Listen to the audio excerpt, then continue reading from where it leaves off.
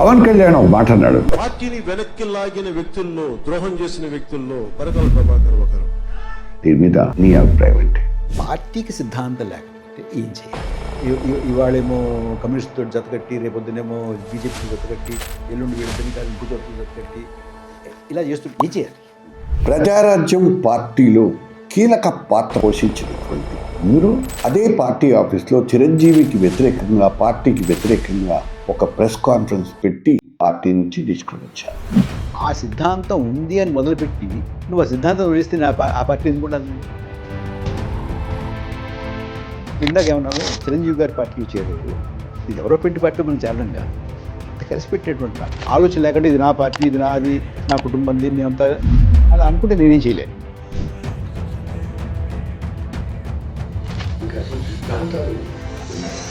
సిద్ధాంతం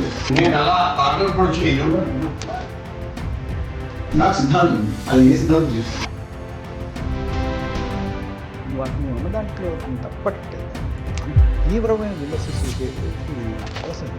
జగన్మోహన్ రెడ్డి ఏదో మిమ్మల్ని విమర్శించారనే మాట కేంద్రంలో బీజేపీలో రక్షణ మంత్రి, ఆ రక్షణ మంత్రికి సంబంధించిన మొగుడు చంద్రబాబు నాయుడు గారి పక్కనే పరకాల ప్రభాకర్ కనిపిస్తారు. మళ్ళీ నన్ను పేరు చెప్పలేదు. బీజేపీకి వ్యతిరేకంగా మాత్రమే ఒక ఎజెండా పెట్టుకొని మీరు దేశవ్యాప్తంగా పరిణామాలు జరుగుతున్నటువంటి పరిణామాలకి కారణం నువ్వు ప్రధానమంత్రి, నువ్వు చేసినట్టు దీన్ని వ్యతిరేకిస్తాను. వాళ్ళకి గవర్నమెంట్ నుంచి మీరు వెళ్ళిపోవడానికి కావాలి. ఎంతకాలం ఇలా యూత్ని మాయాలి? నాకు ఉద్యోగం లేదు, రోడ్డు మీదకి వచ్చిన తన్నాలి.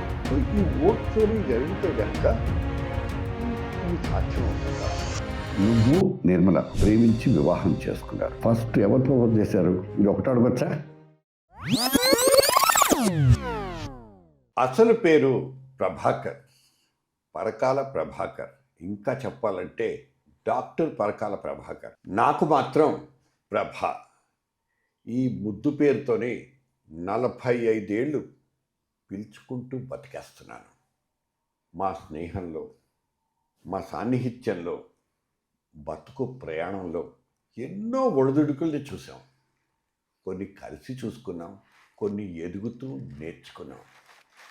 పరకాల ప్రభాకరుడిగా లోకవెరిగిన ఈ మేధావి జీవితంలో ఎన్నో పార్శ్వాలు నాకు తెలుసు. కానీ వాటిని ఇక్కడ స్పృశించడానికి, ప్రస్తావించడానికి ఆయన ఒప్పుకోడు. సున్నితమైన అంశాలు కాబట్టి వాటికి దూరంగానే ఉండాలనిపిస్తుంది నాకు కూడా. అది అతనికి, నాకు, మా నిర్మలకు, మాధురికి గౌరవప్రదం, మా కుటుంబాలకు ఆరోగ్యకరం. అయినా నాలో ఉన్న ఒక జర్నలిస్ట్ మనస్సు నా మంచి మిత్రుడిని పలకరించకుండా ఉండలేనుగా. మన పరకాల ప్రభాకర్. మిత్రుడా, స్వాగతం. Thank you. ఎక్కడ మొదలు పెట్టాలి నాకు తెలీదు. అసలు ఏం మొదలు పెట్టాలి? నేను చాలా రాసుకున్నాను. చదువుదాం, మాట్లాడదాం, కొన్ని మనసు విప్పి మాట్లాడుకుందాం. కానీ కొన్ని హద్దులు ఉంటాయి, కొన్ని పరిమితులు కూడా విధించావు. సో కాబట్టి ఆ పరిమితులకు లోబడి నేను కొన్ని ప్రశ్నలు అడగదలుచుకున్నాను. ప్రభాకర్, నీలో నీకు నచ్చని అంశం ఏంటి? సతీష్, ఇప్పుడు నీకు నా గురించి చెప్పాలంటే ఏదో సామెత చెప్తారు మనకి, మేనమావకి పుట్టింటి గురించి చెప్పినట్టుగా ఉంటుంది. నాకు నా గురించి ఎంత తెలుసు, దానికి అంతకన్నా చాలా ఎక్కువ, ఎన్నో రెట్లు ఎక్కువ నా గురించి నీకు తెలుసు. నీకు తెలుసు, మాధురికి తెలుసు, ఆంటీకి తెలుసు, అందరికీ తెలుసు, నిశ్చితకి తెలుసు, అందరికీ తెలుసు. సరే, నీ నీ నీ వీక్షకుల కోసం మాట్లాడుకోవాలంతే, నీకు తెలియదు ఏం కాదు కదా. నాలో నాకు నచ్చని అంశం అంటే ఇంత మొట్టమొదటి కఠినమైన ప్రశ్నతో మొదలు పెడతాను అనుకోలే. లేదు. సరే మొదలు పెట్టేసావు. నువ్వు అడిగావు కాబట్టి చెప్పాలి కాబట్టి వెతుక్కోవాలి. ఇప్పుడు యాక్చువల్గా నేనంటే నాకు చాలా ఇష్టం. నాకు నాలో ఉన్నవన్నీ ఇష్టమే. ఇది ఇలా లేకుండా ఉంటే బాగుండేది నేను అని ఇప్పుడు అనుకోలే నేను. మేబీ అదే కొంత మొండితనాన్ని కూడా ఇచ్చి ఉంటుంది నాకు. సో నువ్వు బలవంతంగా నా కణత మీద తుపాకీ పెట్టి నీలో నీకు నచ్చంది ఏమిటి అని అడుగుతున్నావు కాబట్టి ఒక విషయం చెప్పాలి. అడగట్లేదు. అంతే కదా, మైక్ పెట్టావు, కూర్చోబెట్టావు, కెమెరాలు పెట్టావు, నీలో నీకు నచ్చని అంశం ఏమిటి అని అడిగావు. ఏం చెప్పాలి నేను? నాలో నచ్చని అంశం ఏమీ లేదు మామూలుగా. నేనంటే నాకు చాలా ఇష్టం. ఓకే, కానీ నచ్చని అంశం అంటూ ఒక ప్రశ్న ఉంది కాబట్టి అంతా ఒకసారి చూసుకుంటే నేనంటే నాకు చాలా ఇష్టం కాబట్టి అది ఒక రకమైనటువంటి మొండితనానికి దారితీసింది అనుకుంటున్నాను నేను. సో ఒకవేళ నీలో నీకు నచ్చంది ఏమిటి, నువ్వు ఇవాళ కాశీ వెళితే ఏ వదిలేస్తావు అని అడిగారు అనుకో, కొంచెం మొండితనాన్ని సడలించుకుంటానేమో. మొండితనం ఉంది. ప్రభా, మీకు అసలు సిద్ధాంతాలు ఉన్నాయా? మీ కుటుంబం పుట్టింది కమ్యూనిస్టులతో, మీరు పెరిగింది తర్వాత నాన్నగారి కాంగ్రెస్తో, ఆ తర్వాత బీజేపీతో, మళ్ళీ మాట మార్చి ప్లేటు ఫిరాయించి చిరంజీవి పెట్టుకున్న ప్రజారాజ్యంతో అక్కడ అలిగి చివరకు తెలుగుదేశం పార్టీ సూపర్ ఇన్ఫర్మేషన్ అడ్వైజర్గా అవతారం ఎత్తారు. ఎందుకో తెలీదు, కానీ అక్కడ అలకబోని, అక్కడ కూడా అలకబోని ఇంకేవో అదృష్టాలు వెతుక్కోవడానికి బయటకు వెళ్ళిపోయారు. ఇప్పుడు దేశమంతా లెక్చర్లు ఇస్తూ దేశాటన చేస్తున్నారు. ఇంతకీ మీరు ఏం చేస్తున్నారు? రాజకీయాలు అన్న తర్వాత కొన్ని సిద్ధాంతాలు ఉండాలి కదా, పార్టీలు అన్న తర్వాత కొన్ని సిద్ధాంతాలు ఉండాలి, కనీసం మనకు విధానాలు ఉండాలి. దీని మీద చాలా నిర్మమాటంగా నేను రాసుకుని చదివేస్తున్నాను. ఎందుకంటే ఎక్కడ తేడా వచ్చినా నన్ను నువ్వు నాకేస్తావు. సో అందుకని చాలా స్పష్టంగా ఈ విషయం మీద జరా చెప్పాల్సి చెప్పు. నీకు ఒప్పుకుంటే చెప్తా. అంటే మాటికి అడ్డుపడిపోయి ఇదా అదా అన్నాం అనుకో, ఇలాంటి విషయాల్లో వివరంగా చెప్పడానికి ఇబ్బంది అవుతుంది. ఓపిక్గా నువ్వు వింటానంటే తప్పకుండా, అందుకే కదా అడిగింది. ఓకే, నేను 59లో పుట్టాను. 59లో నేను పుట్టేటప్పటికీ నా తల్లిదండ్రులు ఇద్దరు కాంగ్రెస్ పార్టీలో ఉన్నారు. నేను పుట్టిన 3 ఏళ్లకి 59లో నేను పుట్టాను. 62లో మా నాన్నగారు మొట్టమొదటిసారిగా శాసనసభకి ఎన్నికయ్యారు. సో నేను కళ్ళు తెరిచింది ఒక స్వాతంత్ర్య సమరయోధుల కుటుంబంలో, కమ్యూనిస్టు ఉద్యమ నేపథ్యం ఉన్నటువంటి తల్లిదండ్రులు ఇద్దరు కూడా. అమ్మ నాన్న ఇద్దరూ కూడా సుమారుగా 2 సంవత్సరాలు అజ్ఞాతవాసం చేశారు. అండర్ గ్రౌండ్ అంటే షూట్ ఎట్ సైట్ ఆర్డర్స్, అంటే కనపడితే కాల్ చేయండి అనేటువంటి ఆదేశాలు నాన్నగారి మీద ఉండేవి. 43లో నాన్నగారు క్విట్ ఇండియా ఉద్యమంలో జైలుకి వెళ్ళారు. అంటే 25లో పుట్టారు నాన్నగారు. ఇది సత్య జయంతి సంవత్సరం. 25లో పుడితే 43లో అంటే ఎన్నాళ్ళైంది? 18 ఏళ్ళకి నాన్నగారు జైలుకి వెళ్ళారు దేశం కోసం. 43 అంటున్నాడు ఏమిటి? 42 కదా క్విట్ ఇండియా ఉద్యమం అంటారు కొంతమంది. క్విట్ ఇండియా ఉద్యమం పిలిపించింది గాంధీజీ, కాంగ్రెస్ కమిటీ ఇచ్చింది 42లో బాంబేలో. కానీ ఆంధ్రదేశానికి ఇవాళలాగా ఇన్స్టెంట్ మెసేజింగ్లు అవి లేవు కదా. ఆంధ్రదేశానికి నెమ్మదిగా ఆ వార్త వచ్చి ఇక్కడ ఒక ఉద్యమం రూపు తీసుకునేటప్పటికీ సమయం పట్టింది. 43లో ఇక్కడ మన మన మన ప్రాంతంలో క్విట్ ఇండియా. నాకు పెద్దగా రాజకీయాల మీద ఆసక్తి ఉండేది కాదు, చదువుకోవాలని ఉండేది, చదువుకున్నాను కూడా. నేను ఏం చదువుకోవాలనుకున్నానో అదే చదువుకున్నాను, నన్ను ఎవరు బలవంతం చేయలేదు. మీ నాన్నగారు ఎప్పుడు అభ్యంతరం చెప్పలేదు? ఎప్పుడు అభ్యంతరం చెప్పలేదు, అలా కాదు ఇలాగే చేయాలి, ఇదే చదవాలి అని కూడా ఏమన్నా. నాన్నగారు ఒక్కటే చాలా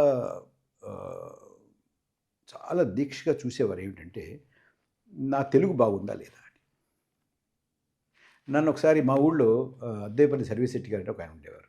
ఆయన చాలా పెద్ద సంఘ సంస్కర్త. ఆ రోజుల్లోనే హిందూ స్త్రీ పునర్వివాహ సంఘం పెట్టారు ఆయన, HSPBS సంఘం అంటారు.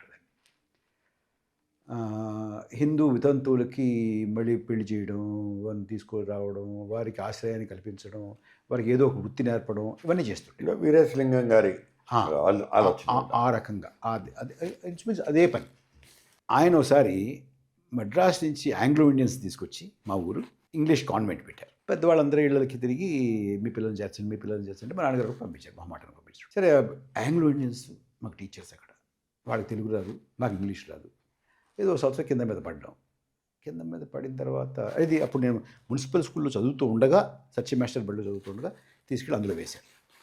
ఒకరోజు ఆయన ఎక్కువ ఉండేవారుగా, తిరుగుతుండేవారు, రాజకీయాల్లో తలమునకలై ఉంటుండేవారు ఆయన. ఒకరోజు ఆయన ఇంట్లో ఉన్నారు, నేను ఏదో గదిలో కూర్చొని చదువుకుంటున్నాను, వరండాల నుంచి కనపడేలాగా. ఆయన పిలిచి ఇదేదో చదవమన్నారు.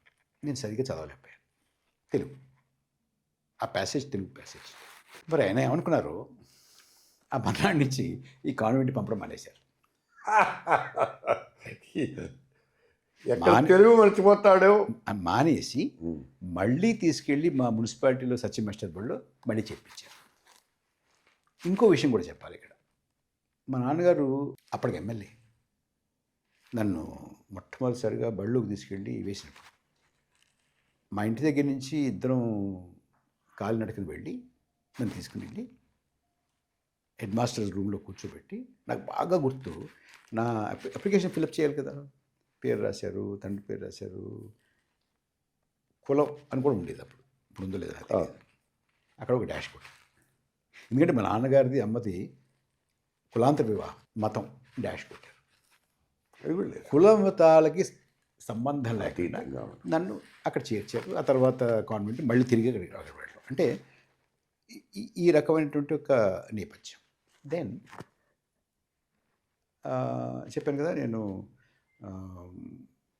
కళ్ళు తెరిచి కాస్త లోకం అటు ఇటు చూసే నాటికి ఆయన ఎమ్మెల్యే అయ్యారు. అక్కడి నుంచి ఇంట్లో రాజకీయాలు, అంత ముందు నుంచి రాజకీయాలు, నా చిన్నప్పటి నుంచి. మా ఇంట్లో ఎవ్వరికి కూడా ఆంక్షలు ఉండేవి కదా రావడానికి. అందరూ వస్తుండేవారు. మా నాన్నగారిని అన్నయ్య అనేవాళ్ళు ఉన్నారు, బావ అనేవాళ్ళు ఉన్నారు, నాన్నగారు అనేవాళ్ళు ఉన్నారు, అన్నయ్య అనేవాళ్ళు ఉన్నారు, తమ్ముడు అనేవాళ్ళు ఉన్నారు. కుల మత సంబంధం లేకుండా ఇంట్లో లోపల అందరూ నాన్నగారిని కలవడానికి వచ్చినటువంటి వాళ్ళు అమ్మను కలవకుండా వెళ్ళేవాళ్ళు కాదు. కొంతమంది ముందు అమ్మను కలిసి తర్వాత నాన్నగారిని కలిసేవారు. అంత కలివిడిగా ఉండేది కుటుంబం అంతా, అందరితోటి. నాకు ఆ రోజుల్లోనే జోసెఫ్ మావయ్య ఉండేవాడు, ఖాదర్వల్లి బాబాయ్ ఉండేవాడు, అన్సారీ తాతయ్య ఉండేవాడు, బులిమస్తాన్ బాబు ఉండేవాడు. అంటే అసలు ఏమీ అసలు మాకు తెలియదు అనమాట. ఇందులో ఇలాంటి భేదాలు ఉంటాయి, అలాంటి భేదాలు ఉంటాయి, ఈ కులం వారు, ఆ కులం వారు, అసలు ఏమి ఉండేది కదా. ఇది ఒకటి మనం మనసులో పెట్టుకోవాలి.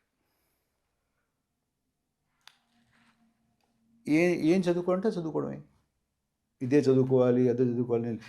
ఇంకోటి అంటే నాకు ఒక తీరని కోరిక ఉంటుంది, అంటే అది ఉంటే బాగుండేది అనుకో. నేను యాక్చువల్గా నాకు మ్యాథమెటిక్స్ అంటే చాలా ఇష్టం. నాకు గనక నా చిన్నప్పుడు నా స్కూల్లో ఒక మంచి మ్యాథ్స్ టీచర్ ఉంటే నేను మ్యాథమెటిషియన్ అయ్యేవాడిని. కానీ ఇప్పుడు ఆయన బతికి thank God you did not become a mathematician. ఎందుకంటే సమాజానికి కాస్తో కూస్తో ఉపయోగపడేటువంటి మీలాంటి వాళ్ళు లేకపోతే మ్యాథమెటిక్స్ చేసుకుంటూ నాకు ఇష్టమైంది. గుడ్. అయితే అప్పుడు మాకు స్కూల్లో నేను హై స్కూల్కి వచ్చేటప్పటికి మిషనరీ స్కూల్ ఇప్పుడు ఉండరు కాబట్టి, నేను ఆ మాస్టర్ ఉండరు కాబట్టి నేను స్వతంత్రంగా చెప్పగలుగుతున్నాను. ఆయన he was a bad teacher. ఆయన చేత మ్యాథమెటిక్స్కి వెళ్ళలేదు, రాలేదు, అబ్బలేదు. అది అసలు ఎందుకో అసలు ఆయన సరిగ్గా చెప్పలేదు, భయం వేసేది కూడా మ్యాథమెటిక్స్ అంటే. ఆన్ ది అదర్ హ్యాండ్ నేను డిగ్రీకి వచ్చేటప్పటికి నాకు ఎక్సలెంట్ పిటి థామస్ అని, నేను లాయలా కాలేజీలో బీఏకి వచ్చేటప్పటికి ఎక్సలెంట్ ఎకనామిక్స్ టీచర్.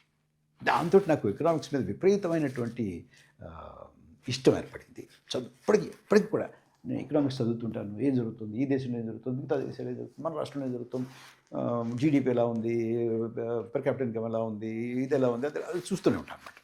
ఆ రకమైనటువంటి అంటే ఒక మంచి టీచర్ నీకు ఆసక్తి కలిగించడం లేదు, దాని నుంచి దూరం చేయడం జరుగుతుందని చెప్పడానికి చెప్పాను.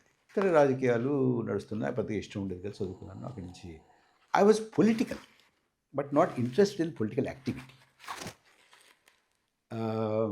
జేఎన్యూలో చదువుకున్నాను, నువ్వు వచ్చావు, అంతా కలిసి చదువుకున్నాము. జేఎన్యూలో I was political. Then I was also very active in student organization, National Students Union of India. Congress, NSU అంటే Congress, Congress affiliated student organization. Then I was JNU unit president. ఆ తర్వాత నేషనల్ వైస్ ప్రెసిడెంట్ అయిన తర్వాత కూడా పెద్దగా రాజకీయాల మీద ఇష్టం ఉండి ఏమైనా సరే రాజకీయాలు చేయాలనేటువంటి ఉద్దేశం పెద్ద ఏం లేదు. ఆ తర్వాత నాకు లండన్ స్కూల్ ఆఫ్ ఎకనామిక్స్లో నాకు అడ్మిషన్ వచ్చింది, వెళ్ళిపోయాను, చదువుకుని వచ్చేసిన తర్వాత మా ఊళ్ళో పెద్దలందరూ కలిసి నువ్వు రాజకీయాల్లో ఉంటే బాగుంటుంది అని నన్ను బాగా ప్రభావితం చేసినందువల్ల సరే రాజకీయాల్లో ప్రవేశించాను. నీకు తెలుసు, నేను పోటీ చేశాను, 2 సార్లు పోటీ చేశాను. ఒకసారి massive wave of NT Rama Rao. ఆ తర్వాత రెండో ఎన్నిక చాలా తక్కువలో ఓడిపోయాను. తక్కువలో ఎందుకు ఓడిపోయాను కూడా చెప్పాలి నీకు. అది ఉప ఎన్నిక అంటే 94లో నేను మొట్టమొదటిసారి పోటీ చేసిన తర్వాత 96లో ఒక ఉప ఎన్నిక వచ్చింది. అక్కడ నా మీద 94లో నెగ్గినటువంటి ఆయన మంత్రిగా ఉండేవారు. ఆయన 96లో వచ్చినటువంటి లోక్సభ ఎన్నికల్లో అప్పుడు ఈ మంత్రిగా ఉన్నటువంటి కొంతమంది రాజీనామా చేసి లోక్సభకి గెలిగారు, లోక్సభ పోటీ చేసి లోక్సభకి గెలిగారు. అప్పుడు ఉప ఎన్నిక వచ్చింది. అప్పుడు నేను నియోజకవర్గంలో అంటే యాజ్ అ పర్సన్, వ్యక్తిగా, రాజకీయ కార్యకర్తగా, రాజకీయ నాయకుడిగా నాకు చాలా మంచి పేరు ఉండేది. ఒక బలమైనటువంటి ఇది ఉండేది, ఇమేజ్ ఉండేది. నేను ఆ రోజుల్లో మా నియోజకవర్గంలో ఉన్నటువంటి ప్రతి ఊరిలోనూ కనీసం ఒక 25-30 మందిని పేరు పెట్టి పిలిచేటువంటి పరిస్థితి ఉంది. అంత మంచి సంబంధాలు నాకు ఇప్పటికి కూడా, కనీసం 25-30 మంది కాకపోతే కనీసం 10 మంది అయినా ఇవాళ కూడా ఆ ఊళ్ళల్లో ఇప్పటికీ పేరు పెట్టి పిలవగలను. అవునా? అంటే అంత సంబంధాలు, లోతైన సంబంధాలు పెట్టుకున్నాను నేను. ఆవేళ నేను నెగ్గేటటువంటి పరిస్థితులు, బతుకున్నారు కాబట్టి చాలామంది పేర్లు నేను చెప్పకూడదు, కానీ నెగ్గేటటువంటి పరిస్థితుల్లో ఇది ఏవైనా సరే ఈ స్థానం మనం కోల్పోకూడదు ఈ ఉప ఎన్నికలో. ఎందుకంటే అప్పుడే ఎన్టీ రామారావుని దించి చంద్రబాబు నాయుడు గారు ఆగస్ట్ క్రైసిస్ 1995 96లో ఎన్నిక వచ్చింది. ఇది అంటే ఈ అప్పుడు 3-4 బై ఎలక్షన్స్ వచ్చాయి, ఇంకా ఎక్కువ వచ్చాయి. ఇవన్నీ నెగ్గపోతే నా మీద విశ్వాసం లేదనుకుంటారు అని చెప్పి ఏమైనా నెగ్గాలనేటువంటి పట్టుదలతో ఆ పార్టీ ఉంది. సహజంగా ఎన్నికలు బాగా చేస్తాడు మీకు తెలుసు. సో మొట్టమొదటిసారిగా నేను దాదాపు అప్పుడున్నటువంటి అంచనాల ప్రకారం కనీసం 15,000 ఓట్ల మెజార్టీతో నెగ్గేటటువంటి పరిస్థితి ఉన్నప్పుడు మొట్టమొదటిసారి మా నియోజకవర్గంలో, బహుశా మా ప్రాంతంలో కూడా మొట్టమొదటిసారి ఓటుకి ఎంత అని ఓటర్కి డబ్బులు ఇవ్వడం మొదలుపెట్టారు. ఎమ్మెల్యే మాకు అనుమానం వచ్చింది, ఏదో పంపకాలు జరుగుతున్నాయని. కొంచెం టైం ఇస్తే కొంచెం వివరంగా చెప్తాను, ఇది ముఖ్యం. Please you feel free. అప్పుడు ఏం జరిగిందంటే, ఆ, నేను పోలింగ్ ముందు రోజు ఆ, మామూలుగా మేము ఏం చేస్తామంటే అన్ని ఊళ్ళు తిరిగి ఆ ఊళ్ళో ఏ ఊళ్ళో బూత్ ఎన్నున్నాయో చూసుకుని అక్కడ ఉన్నటువంటి మా కార్యకర్తలకి, అక్కడ ఉన్నటువంటి స్థానికంగా ఉన్నటువంటి నాయకులకి ఓటర్ లిస్టు, బూత్ ఏజెంట్ పంపాలి కదా, ఆ సీలు, నా సంతకం, అభ్యర్థిగా నా సంతకం ఉన్నటువంటి సీలు, ఇవన్నీ ఇచ్చి ఒక బుట్ట ఒకటి ఇచ్చి మీరు రేపు పోలింగ్ చేయించండి అని వచ్చేస్తాం. మొత్తం తిరుగుతాం అన్నమాట రాత్రి. అలా తిరిగి మళ్ళీ నరసాపురం వచ్చేటప్పటికి తెల్లవారుజాము 3 అవుతాయి. మా ఊర్లో బస్ స్టాండ్ దగ్గర ఒక టీ షాప్ ఉంటుంది, అది 24 గంటలు ఉంటుంది. సో 3:30కి వచ్చి ఆ టీ స్టాల్ దగ్గరికి వచ్చి అక్కడికి వచ్చి టీ తాగుతూ ఉంటే అక్కడి నుంచి చూస్తే రైల్వే స్టేషన్కి వెళ్ళేటువంటి ఒక పాత వంతెన ఒకటి ఉంటుంది. ఆ పాత వంతెన కింద దగ్గర కనపడేలాగే ఉంటుంది. ఆ పాత వంతెన దగ్గర ఈ పారిశుద్ధ్య కార్మికులు, స్కావెంజర్స్ యొక్క కాలనీ ఉంటుంది. అక్కడేదో చిన్న అక్కడ కాస్త యాక్టివిటీ కనపడుతుంది. నేను చూస్తుంటే, నేను చూడలేదు, ఎవరో చూసి ఇక్కడ ఏదో మొత్తానికి అటు ఇటు తిరుగుతున్నారు జనం, ఏదో జరుగుతుంది ఈ టైంలో 3ంటికి తిరగడం అంటే అటు ఇటు, ఇదేదో ఎక్కడ జరుగుతుంది అన్న. అంటే నేను ఇందాక నాకు నియోజకవర్గంలో నాకున్న సంబంధాలు చెప్పాను కదా, నియోజకవర్గంలో నాకున్న సంబంధాలు ఎంత బలమైన లోతైన సంబంధాలంటే, నేను ఆ కాలనీలో కూడా వెళ్ళి అక్కడ కనీసం ఒక 10-15 మందిని పేరు పెట్టి పిలిచేటటువంటి సంబంధాలు ఉండేది. నేను అక్కడ ఆ అనేక మంది ఇళ్లలో చాలాసార్లు భోజనం కూడా చేశాను. సరే ఏంటో చూద్దామని చెప్పి నేను నడుచుకుంటూ వెళ్తే వాళ్ళు వీడియోలో వస్తున్నారు, కొంతమంది ఆడవాళ్ళు వస్తున్నారు. నేను గుర్తుపట్టాను వాళ్ళు. ఏమో పార్వతి ఏంటి ఎక్కడి నుంచి చూస్తున్నాను, ఇక్కడేనండి సీట్లు ఇస్తానంటే, ఓట్లు కదండి సీట్లు ఇస్తాను అంటే స్లిప్స్ ఇస్తారు కదా. నేను ఏమో సీట్లు ఇస్తున్నారా డబ్బులు కూడా నాతో అబద్ధం ఆడలేకపోయింది అమ్మాయి. ఇస్తున్నారని ఆడవాళ్ళు మా వైపు జాకెట్లు డబ్బులు పెట్టుకుంటారు. ఇలా తీసింది 30 రూపాయలు. ఆ రోజుల్లో 30 రూపాయలు తీసి 30 ఇస్తున్నారండి. అప్పుడు నేను దగ్గరికి వెళ్ళి, ఆవిడ ఇంక 2 ముగ్గురు ఉన్నారు అక్కడ. చూడు పార్వతి, నేను బాగా తెలుసు నీకు, మీ అందరికీ తెలుసు, నేను చాలాసార్లు వచ్చాను. ఇక్కడ ఏదో కార్యక్రమం చేస్తున్నాం, అభివృద్ధి చేయడానికి ప్రయత్నం చేస్తున్నాను. నేను ఇవ్వలేనమ్మా, నేను ప్రతి వాళ్ళకి 30 రూపాయలు నేను ఇవ్వలేను. ఇది ఎగ్జాక్ట్గా ఏ సంవత్సరం? 96. ఓకే. ఇవ్వలేనమ్మా నేను అన్నా. తెలుసండి, ఊరికే పుచ్చుకుంటున్నాం కానీ మీకే ఇస్తాను. అయితే నాకు తెలుసు పుచ్చుకుంటే నాకు వేరని.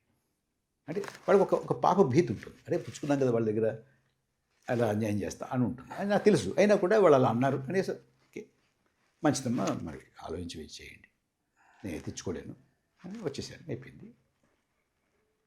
అయిన తర్వాత నేను ఇంటికి వెళ్ళాను. అప్పటికి 4 ఎంతో అయింది, 4:30 అయింది తెల్లవారుజామున. చాలాసేపటి నుంచి మా నియోజకవర్గంలో ఉన్నటువంటి కొంతమంది పెద్ద తలకాయలు, ఒక 6 ఎంతమంది వెయిట్ చేస్తున్నారు. వాళ్ళు ఏమన్నారంటే, చూడవయ్యా, మనం మంచి మెజార్టీతో నెగ్గే పరిస్థితి, కానీ వాళ్ళు రాత్రి నుంచి విచ్చలవిడిగా డబ్బు ఖర్చు పెడుతున్నారు. అంటే 30 రూపాయలు కూడా ఆ రోజుల్లో విచ్చలవిడిగా డబ్బు ఖర్చు పెట్టారు. మొట్టమొదటిసారి ఖర్చు పెడుతున్నారు. అంచేత మనం కనీసం వాళ్ళంతా ఖర్చు పెట్టినా కూడా మనం వాళ్ళంతా ఖర్చు పెట్టక్కర్లేదు, అన్ని ఓట్లు కొనక్కర్లేదు, కానీ 1-2 పేటలు ఉన్నాయి, అక్కడ మనం ఖర్చు పెడితే బాగుంటుంది, గ్యారెంటీగా నెగ్గుతాం, లేదంటే అనుమానంగా ఉంటుంది అన్నారు. నేను వద్దన్నా. అవసరం లేదండి అన్నా. అలా కాదు, నువ్వు రిస్క్ తీసుకోవద్దు, బాగుంది కాదంటలేదు, బాగుంది, మంచి మెజార్టీతో, యాక్చువల్లీ మంచి మెజార్టీతో నెగ్గేదే వీళ్ళు ఆ అభిమానం వచ్చి మొత్తానికి ఇది చేస్తున్నారు. ఏమక్కర్లేదయ్యా, 3 లక్షలు మనం కాదనుకుంటే 2-3 పేటలు కొంటాం ఇప్పుడే, 3 ఇచ్చేసేయండి, 3 ఇస్తే కొనేస్తాం, మనకి ఏం ప్రాబ్లం ఉండదు. నాకు డబ్బులు ఉన్నాయి. ఉమ్. ఉన్నా కూడా నేను ఆవిడ ఇందాక చెప్పానే మొండితనం ఉన్నాని. నేను ఏమన్నానంటే ఏమైనా సరే నేను ఓటుకి ఎంత డబ్బులు ఇచ్చే ప్రసక్తే లేదు. ఇచ్చి ఓటు కొనుక్కుని ఆ అసెంబ్లీకి వెళ్ళి కూర్చోవలసిన గతి నాకు లేదు, ఆ అవసరం నాకు లేదు, నేను ఇవ్వను, దయచేసి క్షమించండి అన్న. అంటే ఇది నీ ఒక్క ఎన్నికే కాదయ్యా, మా అందరివేను. మరి మేము మేము నువ్వు ఇక్కడ పార్టీ ఓడిపోతే, మా అభ్యర్థి ఓడిపోతే 5 ఏళ్ళు మేము కదా ఏం కావాలి? మా భవిష్యత్తు ఏమవుతుంది? లేదండి మీరు నన్ను మొమ్మాట పెట్టద్దు దయచేసి అని లోపలికి వెళ్ళి తప్పేసేస్తాం. దానివల్ల చాలా తక్కువ మెజార్టీలు, అంటే ఒక 1500-1600 అటు ఇటు అయ్యి ఓడేనా. నీకు ప్రమాణం కావాలంటే దానికి ఆ మరుసటి రోజు పోలింగ్ అయిన మరుసటి రోజు ఉన్న ఈనాడు బ్యానర్ హెడ్లైన్ మా ఏరియాలో ఉన్నటువంటి ఇది తోక పేపర్ కాదు, ఎడిషన్ మెయిన్ పేపర్లో అక్కడ వచ్చి రాజమండ్రిలోనూ ఎక్కడో ఉంటుంది.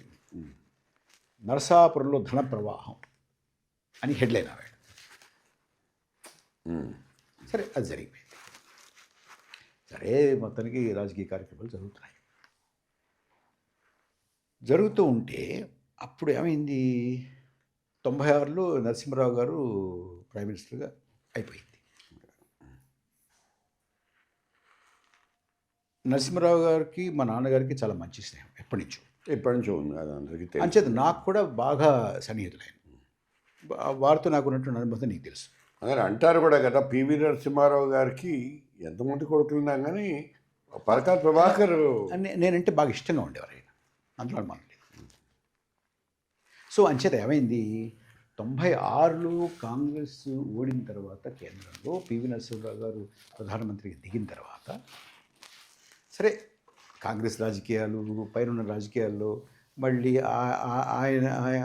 ఆయన మీద కక్ష కట్టినటువంటి అధిష్టానం ఈ రకరకాల జరుగుతున్నప్పుడు ఏమైందంటే ఆవేళ వరకు మమ్మల్ని బాగా గౌరవంగా చూసినటువంటి వారు, అంటే కేవలం నరసింహరావు గారి వల్లే కాకుండా మా నాన్నగారి వల్ల, మా నాన్నగారి స్నేహితులు అందరూ ఉండేవారు, ఇవన్నీ ఉండడం వల్ల నన్ను చాలా గౌరవంగా, మాలాంటి వాడు అంటే నరసింహరావు గారికి బాగా దగ్గరగా ఉన్నటువంటి చాలామందిని గౌరవంగా చూసినటువంటి వారే మమ్మల్ని, మేమంటే కాస్త అసహనంగా ఉండడం, మాతో మాట్లాడడానికి జడుచుకోవడం, మమ్మల్ని దూరంగా పెట్టడం, మమ్మల్ని పక్కన పెట్టడం,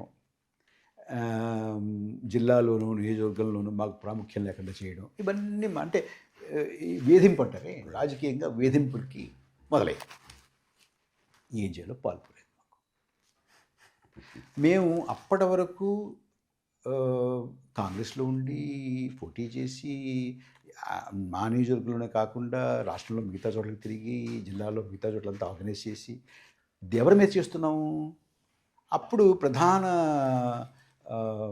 వ్యతిరేక పార్టీ మాకు తెలుగుదేశం పార్టీ. అక్కడ సో ఇక్కడ మాకు గౌరవం లేదు. ఎక్కడికి వెళ్ళాలి, ఏం చేయాలో తెలియదు. చూస్తూ టీడీపీలోకి వెళ్ళలేము, ప్రాంతీయ పార్టీ. సరే అదొక ఇది వేరే. ఆవేళ బీజేపీకి ఇక్కడ అడ్రస్ కూడా లేదు ఆంధ్రప్రదేశ్. ఇప్పుడు లేదండి. సరే ఇప్పుడు ఏదో ఉందనుకుంటారు, 100 మంది మంత్రులు ఉన్నారు, వీళ్ళు ఉన్నారు. అప్పుడు అసలు ఎవరు అంటే అది ఏమిటి అనేవాడు అనమాట. అలాగే అయితే మాకు రాజకీయాల్లో ఏమవుతుందంటే, సతీష్ నీకు తెలియదు కాదు, నేను ఎంత చూసాను నువ్వు కూడా అంతే చూసావు.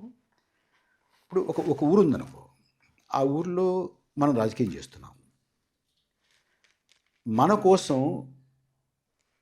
ప్రాణాలు తెగించి వచ్చేవాళ్ళు ఉంటారు అక్కడ గ్రామ రాజకీయాలు. ఇప్పుడు అక్కడ ఉన్నటువంటి, ఇప్పుడు నేను మా నాన్న కానీ మా అమ్మ కానీ నేను కానీ మేము అంటే కులబలం ఉన్నా, కులబలంతో కాదు కదా, రాజకీయ బలంతో, కులబలం కాదు, కానీ అక్కడ నా ప్రత్యర్థి కులం వారైనా కూడా నేనంటే ఇష్టపడి వాళ్ళని కాదనుకుని నాతో ఉన్నటువంటి వాళ్ళు ఉన్నారు కదా. ఒక్కసారి వాళ్ళని వదిలేలేంగా మనం. ఎందుకంటే గ్రామాల్లో రాజకీయాలు చాలా కక్షపూరితంగా ఉంటాయి. అంటే నీకు రాయలసీమలో లాగా తను కూడా లేకపోయినా ఏదో భూమి సమస్య, రేషన్ కార్డు సమస్య, ఆ, ఇవన్నీ రకరకాల వాళ్ళకి కావాల్సినటువంటి ఇవి జరగకపోవడం, ఊరికి సదుపాయాలు ఇవ్వకపోవడం, ఇలాంటివన్నీ చేస్తుంటారు. సో మనం రాజకీయాల్ని వదిలేయడం అని అంటే నేను వదిలేసి ఎక్కడన్నా హాయిగా ఉండొచ్చు, కానీ మనతోటి కలిసి ఇన్నాళ్ళు ప్రయాణం చేసినటువంటి వాళ్ళు ఇబ్బంది పెట్టేసిన వాళ్ళు. అప్పటికే మీరు ఢిల్లీ లండన్ వెళ్ళారు, పిహెచ్డి కంప్లీట్ చేసుకున్నారు, అన్నీ చేసి వచ్చి మళ్ళీ గ్రామీణ రాజకీయాల్లోకి మీ నియోజకవర్గంలో చేస్తున్నట్టు. సో ఒక్కసారి నేను వదిలేసి వెళ్ళిపోతే నన్నెవరు అడిగేవాడు ఉంటారు, నాకేం ఇబ్బంది ఉండదు. అంటే వీళ్ళంతా ఇబ్బంది పడతారు, నాతో ఇన్నాళ్ళు ప్రయాణం చేసిన వాళ్ళు ఇబ్బంది పడతారని చెప్పి ఏదో ఒక రాజకీయ పార్టీలో అయితే ఉండాలి, రాజకీయాల్లో కొనసాగాలి. ఎవరితో వెళ్ళాలి? నాకు తెలుగుదేశం పార్టీతో వెళ్ళడం ఇష్టం లేదు, ప్రాంతీయ పార్టీ. నాళ్ళు వాళ్ళతోటి కొట్లాడడం, దెబ్బలాడడం ఇవన్నీ చేసాం, ఏమీ లేదు. ఏదో ఒకటి ఉంది. అయితే అదే సమయంలో ఇంకోటి అంటే మన సిద్ధాంతపరంగా కూడా ఆలోచిస్తే ఒక బీజేపీ ఆవేళ అది నటనని ఇవాళ తెలుస్తుంది, లేకపోతే నిజంగా కాదని ఇవాళ అనుకోవచ్చు మనం. ఇది సింహావలోకనం చేస్తే ఇన్ హైండ్ సైట్. కానీ ఆవేళ మాలాంటి వాళ్ళందరం కూడా వాజ్పేయి నాయకత్వం, బాబ్రీ మసీదు, article 370 Kashmir, uniform civil code, ఇవన్నీ పక్కన పెట్టాం. వీటితో మాకు సంబంధం లేదు, మేము సెక్యులర్, ఫెడరల్, కాశ్మీరియత్, సర్వధర్మ సమభావం, ఈ రకమైనటువంటి మాటలు మాట్లాడుతుంటే ఇక్కడ మమ్మల్ని ఏమో వెలేసేసినట్టు చూస్తున్నారు. ఇంకో చోటకి వెళ్ళడానికి లేదు, రాజకీయాల్లో కొనసాగాలి, మాతో ఉన్నటువంటి వాళ్ళని రక్షించుకోవాలి. ఏం చేయాలి అంటే నేనే కాకుండా అనేక మంది మభ్యపడి పోనీ బీజేపీలో చేరితే వీళ్ళేదో అంటే ఆల్మోస్ట్ ఒక రకమైన ఒక సూత్రీకరణ ఎలా వచ్చిందంటే ఆవేళ ఆల్మోస్ట్ నెహ్రూ కాలంలో ఉన్నటువంటి కాంగ్రెస్ పార్టీ మళ్ళీ వస్తుందా ఇలాగా. ఎందుకంటే నెహ్రూ లాగా వాజ్పేయి గారు ఉంటారు, అది ఒక భావన ఉంటుంది. సో మాలాంటి వాళ్ళని కొంతమంది, మిగతా వాళ్ళ పేర్లు చెప్పడం, నా విషయం చెప్తాను, కొంతమంది వెళ్ళారు చేరి. సో కాంగ్రెస్ నుంచి బీజేపీలో చేరడానికి నేపథ్యం అది, దారి అది, కారణం అది. అయితే తొందరలోనే నేను చేరినాక నన్ను ఆదరించారు, నాకు మంచి ప్రాముఖ్యత ఇచ్చారు. ఇవన్నీ జరిగినా కూడా నెమ్మదిగా మళ్ళీ అసలు విషయాలు మాట్లాడడం మొదలుపెట్టారు. ఇది లాభం లేదు, ఇలా అయితే అసలు ఒక్క నిమిషం కూడా ఉండలేని. ఎందుకంటే నేను నా సామాజిక నేపథ్యం, నా కుటుంబ నేపథ్యం, నేను ఏదో చెప్పానే, మా ఇంట్లో అందరూ ఉండేవాళ్ళు. మా పిన్నులు, మా అమ్మ, మా పెద్దమ్మలు, మా అమ్మమ్మ, వీళ్ళంతా దర్గా కూడా వెళ్ళేవాళ్ళు. మా తాతయ్య గారి ఇంటి కూడా మసీదు ఉండేది. అక్కడి నుంచి ఇందాక చెప్పాను కదా, వాళ్ళందరూ చాలా కలివిడిగా ఉండేవాళ్ళు, కుల మత భేదాలు ఉండేవి కాదు. ఇంక నుంచి నెమ్మదిగా వాడికి శత్రువు అన్నట్టుగా చూడడం నాకు అది అలవాట్లేదు, అది నేను చేయలేను. సో ఆ రకం అంటే ఇవన్నీ పక్కన పెట్టామన్నటువంటి మళ్ళీ రావడం మొదలుపెట్టిన తర్వాత కష్టం, ఇది లాభం లేదు అనుకుని నువ్వు ఇందాక చెప్పిన దాంట్లో నీ వరుసలో ఒకటి మిస్ అయ్యావు. ఏం మిస్ అయ్యావంటే బయటకు వచ్చేసి ఏం మాట్లాడడం కూర్చొని, అసలు రాజకీయాలు అవసరం లేదు, ఇక్కడి నుంచి మళ్ళీ ఇంకోసారి ఎక్కడికి వెళ్ళిపోయాను అనుకోవద్దు. అంటే కాంగ్రెస్ నుంచి నేను బీజేపీలో రావడానికి దారి అది, కారణం అది. ఓకే, అయిన తర్వాత ఖామోష్, అంటే కొంతకాలం పాటు మౌనం పాటించారు, చాలు అయినా అనుకున్నాను. అయితే రాష్ట్ర రాజకీయాలు చూస్తున్నాం, దేశ రాజకీయాలు చూస్తున్నాం. నీలాంటి వాళ్ళతో, నాలాంటి వాళ్ళతో, మిగతా వాళ్ళతో కాస్త మాట్లాడుతుంటాం, కలుస్తుంటాం, చేస్తుంటాం. అప్పుడు అనుకునేవాళ్ళం, కొంతమంది కలిసినప్పుడు ఇక్కడే రోడ్ నెంబర్ 12లో ఒక రెస్టారెంట్లో కూర్చునేవాళ్ళం. కూర్చొని మాట్లాడుతూ ఏమని అసలు ఏమిటి రాష్ట్రం, వీళ్ళ మీద విసిగెత్తే వాళ్ళకి, వాళ్ళ మీద విసిగెత్తే వీళ్ళకి, ఇంతేనా, ప్రత్యామ్నాయం లేదు దీనికి అని ఆలోచించడం మొదలుపెట్టాం. ఇప్పుడు ఇందాక ఏమన్నావే చిరంజీవి గారి పార్టీలో చేరేవు అన్నావు. అంటే ఆయన ఒక పెద్ద పర్సనాలిటీ కాబట్టి అది ఆయన పార్టీ అనుకుంటారు, అనుకోవడంలో తప్పులేదు. అంటే జనసామాన్యంలో ఆయన మిమ్మల్ని అడిగారా? ఒక విషయం ఉండు. ఓకే, సారీ అదే వస్తా. అంటే ఇప్పుడు వారు అగ్రనటులు, మెగాస్టార్, పెద్దవారు, ఆయన ఆయన ఆయన ఆయన పార్టీ అనుకోవడంలో తప్పేం లేదు, అందరూ అలాగే అనుకుంటారు. కానీ పాయింట్ అది కాదు. మాలాంటి అర్భకులం కొంతమంది, అర్భకులైనా కూడా ఆలోచన ఉంటుంది కదా, ఆలోచన పరులమైనటువంటి ఒక ప్రత్యామ్నాయం ఉండాలి. ఎవరైతే బాగుంటుంది, ఏం చేస్తే బాగుంటుంది, ఏం చేస్తే ఒక పార్టీ ఉండాలి, ఒక పార్టీ ఉండాలి. నన్ను ఈ మొహం చూసేవాడు ఓట్లు పార్టీ పెట్టి ఉరికేదో ఏదో లెటర్ హెడ్ పార్టీ కింద ఉంటుంది. అలా కాదు, మనకు ఒక పర్సనాలిటీ కావాలి, ఒక ఫేస్ కావాలి. చూడండి అంటే ఇందులోనే కొంతమంది వెళ్ళి మాట్లాడారు. మొత్తానికి ఆ మాటల్లో వారికి కూడా ఒక పార్టీ పెడితే బాగుంటుంది. సో మేమందరం కలిసి పెట్టినటువంటి పార్టీ. ఇక ప్రమాణం కావాలంటే ప్రజారాజ్యం పార్టీ రిజిస్ట్రేషన్లో నా సంతకం ఉంటుంది. ఇది ఎవరో పెట్టి పార్టీ మనం చేరడం కాదు, అంత కలిసి పెట్టేటువంటి పార్టీ. అంటే ఆ రకమైన డెమోక్రాటిక్ ఆలోచన లేకుండా ఇది నా పార్టీ, ఇది నాది, నా కుటుంబంది, మేమంతా అలా అనుకుంటే నేనేం చేయలేను. అలా అంటే గనక నమ్మేటటువంటి వాళ్ళతో కూడా నేను వాదన చేయలేను. అది సహజమే అని కూడా చెప్పాను కదా. అంటే ఒక పెద్ద పర్సనాలిటీ ఒక పార్టీతో ఉండాలంటే ఆయన పార్టీ అనుకుంటారు. ఇప్పుడు ఇవాళ మల్లికార్జున్ ఖర్గే ప్రెసిడెంట్ అయినా కూడా ఇది రాహుల్ గాంధీ పార్టీ అనుకుంటారు. అలాగే ఆయన ఇప్పుడే ఎవరో నితిన్ అని ఒక బీహార్ నుంచి ఒక ఆయన్ని భారతీయ జనతా పార్టీ అధ్యక్షుడిగా ప్రకటించారు. అది ఎవరి పార్టీ అనుకుంటారు? ఆయన పార్టీ అనుకుంటారా? ఎవరి పార్టీ అనుకుంటారు? మోడీ పార్టీ అనుకుంటారు, అంతే కదా. అలాగా ఒక పెద్ద పర్సనాలిటీ ఉన్నప్పుడు ఇట్ ఇస్ హిస్ పార్టీ అనుకుంటారు. కానీ వాస్తవం అయితే అది కాదు, అయింది. మళ్ళీ అది దానికి కింద మీద పడ్డాం, దానికి ఒక ప్రణాళిక రచించాము, దానికి ఏం చేస్తే బాగుంటుంది, ఎలా చేస్తే బాగుంటుందని ఆలోచనలు భర్జనలు చేసాము, అన్నీ చేసాము. ఎన్నికలు వచ్చాయి, ఎన్నికల్లో ఏం చేస్తే బాగుంటుంది, ఎలా చేస్తే బాగుంటుంది అనేటటువంటి విషయాలు కూడా బాగా చర్చించి ఒక నిర్ధారణకు వచ్చాం. కానీ అది దోవ తప్పింది. నేను అప్పుడు పెట్టినటువంటి పత్రికా సమావేశంలో కూడా ఎలా దోవ తప్పింది, ఎందుకు దోవ తప్పింది, ఏమనుకున్నాము, నా అభిప్రాయం ఏంటనేది చాలా స్పష్టంగా ఆ వేళ నేను చెప్పాను. ఇప్పుడు కూడా అది వీడియోలో ఉంటాను, మీరు చూసుకోవచ్చు. సో ఎన్నికలకు ముందే ఇది కాదు, ఇది నేను అనుకున్నటువంటి ప్రత్యామ్నాయం కాదు, నేను ఊహించినటువంటిది కాదు. నేను ఊహించినటువంటిది కానప్పుడు నేను ఎందుకు ఉండాలి అక్కడ? అంటే ఏమైనా సరే ఉండి కింద మీద పడి ఏదో పదవి సంపాదించు, లేదా అందులో ఉండు, వాళ్ళని పట్టుకుని నా మనస్తత్వం కాదు, నైజం కాదు. సరే కాదనుకున్నాను, చెప్పాము. నేను ఎందుకు కాదనుకున్నాను చెప్పాను, బయటకు వచ్చి అయిపోయింది. ఓకే. దెన్ ఇప్పుడు ఇందాక నువ్వు అన్నావే, అసలు నీకు సిద్ధాంతం ఉందా? ఈ పార్టీ అన్నావు, ఆ పార్టీ అన్నావు, పుట్టావు, అందులోకి వెళ్ళావు, మళ్ళీ ఇందులోకి వచ్చావు అన్నావు. ఇప్పుడు నేను చెప్పాను, నేను కళ్ళు తెరిచింది అక్కడ, ఎందుకు భారతీయ జనతా పార్టీలోకి వెళ్ళాను, ఏ కారణాలు వెళ్ళాను, ఎందుకు బయటకు వచ్చాను, మళ్ళీ ఖాళీగా కూర్చుని ఆలోచించి ఇది ఉంటే బాగుంటుంది అనుకున్నాను, పెట్టాం. ఓకే, అది కాదనుకుని బయటకు వచ్చాను.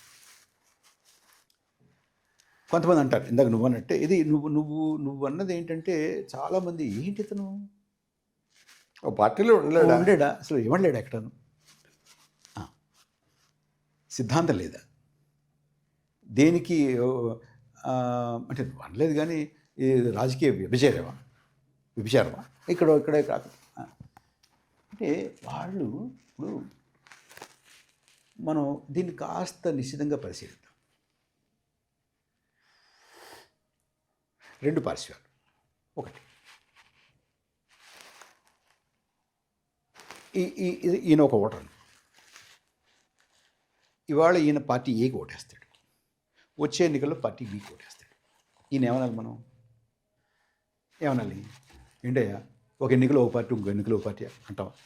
ఎందుకంటే ఆయన అభిప్రాయం ఇది సరిగా లేదు, అది సరిగా ఉంటుందేమో అని దానికి చేస్తాను. ఓకే, నేను అలా సామాన్యున్నా మరి నేను పార్టీలో పనిచేశాను కదా. ఓకే, ఆయనలాగే ఆయన ఒక స్థాయిలో ఇది కాదు ఇంకోటి అని ఎలాగైతే ఆయన ఒక చోట నుంచి ఇంకో చోటికి ఆయన ఓటు మార్చాడో, నేను ఇదేదో బాగుంది అనుకుని ఇది బాగలేదు అనుకోవడం ఏం తప్పు? అతనికి నాకు ఏమిటి తేడా? ఒకటి. రెండోది, ఒక దాంట్లో ఉండలేవా? సిద్ధాంతం లేదా నీకు? వాళ్ళకి అలా అడిగేటువంటి వాళ్ళకి ఒక ప్రశ్న గురించి ఆలోచించమని నా విజ్ఞప్తి ఏమిటంటే, నాకు సిద్ధాంతం లేదా అని అడిగినప్పుడు పార్టీని కూర్చోబెట్టి ఎవరైనా కూడా నీకు సిద్ధాంతం ఉందా అడిగి పార్టీని అడుగు. ఏ పార్టీ సిద్ధాంతం ఉంది? ఇంకోటి, నేను ఈ మధ్య దాటుతున్నాను, బట్ ఈ మధ్య లేదు మీరు చెప్పండి. నేను అనేది ఏంటి, ఒక సిద్ధాంతం లేదా అనే దానికి మీరు ఇచ్చేటువంటి వివరణ. సిద్ధాంతం లేదా మీరు చెప్పండి. నాకు సిద్ధాంతం ఉంది, అది ఏ సిద్ధాంతం చెప్తాను. అయితే ఆ సిద్ధాంతం ఉంది అని మొదలుపెట్టి నువ్వు ఆ సిద్ధాంతం వేస్తే ఆ పార్టీ ఎందుకు ఉండాలి? నేను పార్టీకి సిద్ధాంతం లేకపోతే ఏం చేయాలి? నిన్న ఒక మాట అని ఇవాళ ఒక మాట అని అది చేస్తానని ఇది చేయనని ఇలా కాదని అలా అవునని ఇవాళేమో కమ్యూనిస్టుతో జతకట్టి రేపొద్దునేమో బీజేపీతో జతకట్టి ఎల్లుండి వీడద్దని కాదు ఇంకో చోటతో జతకట్టి ఇలా చేస్తూ ఏం చేయాలి? ఇంకోటి, ఇప్పుడు మనం ఉన్నటువంటి అంటే నాకు డెమోక్రాటిక్ వాల్యూ అంటే చాలా ముఖ్యమైనటువంటి వాల్యూ. సో ఈ దేశంలో ఇవాళ డెమోక్రసీకి ముప్పు వాటిల్లుతోంది అని నా అభిప్రాయం.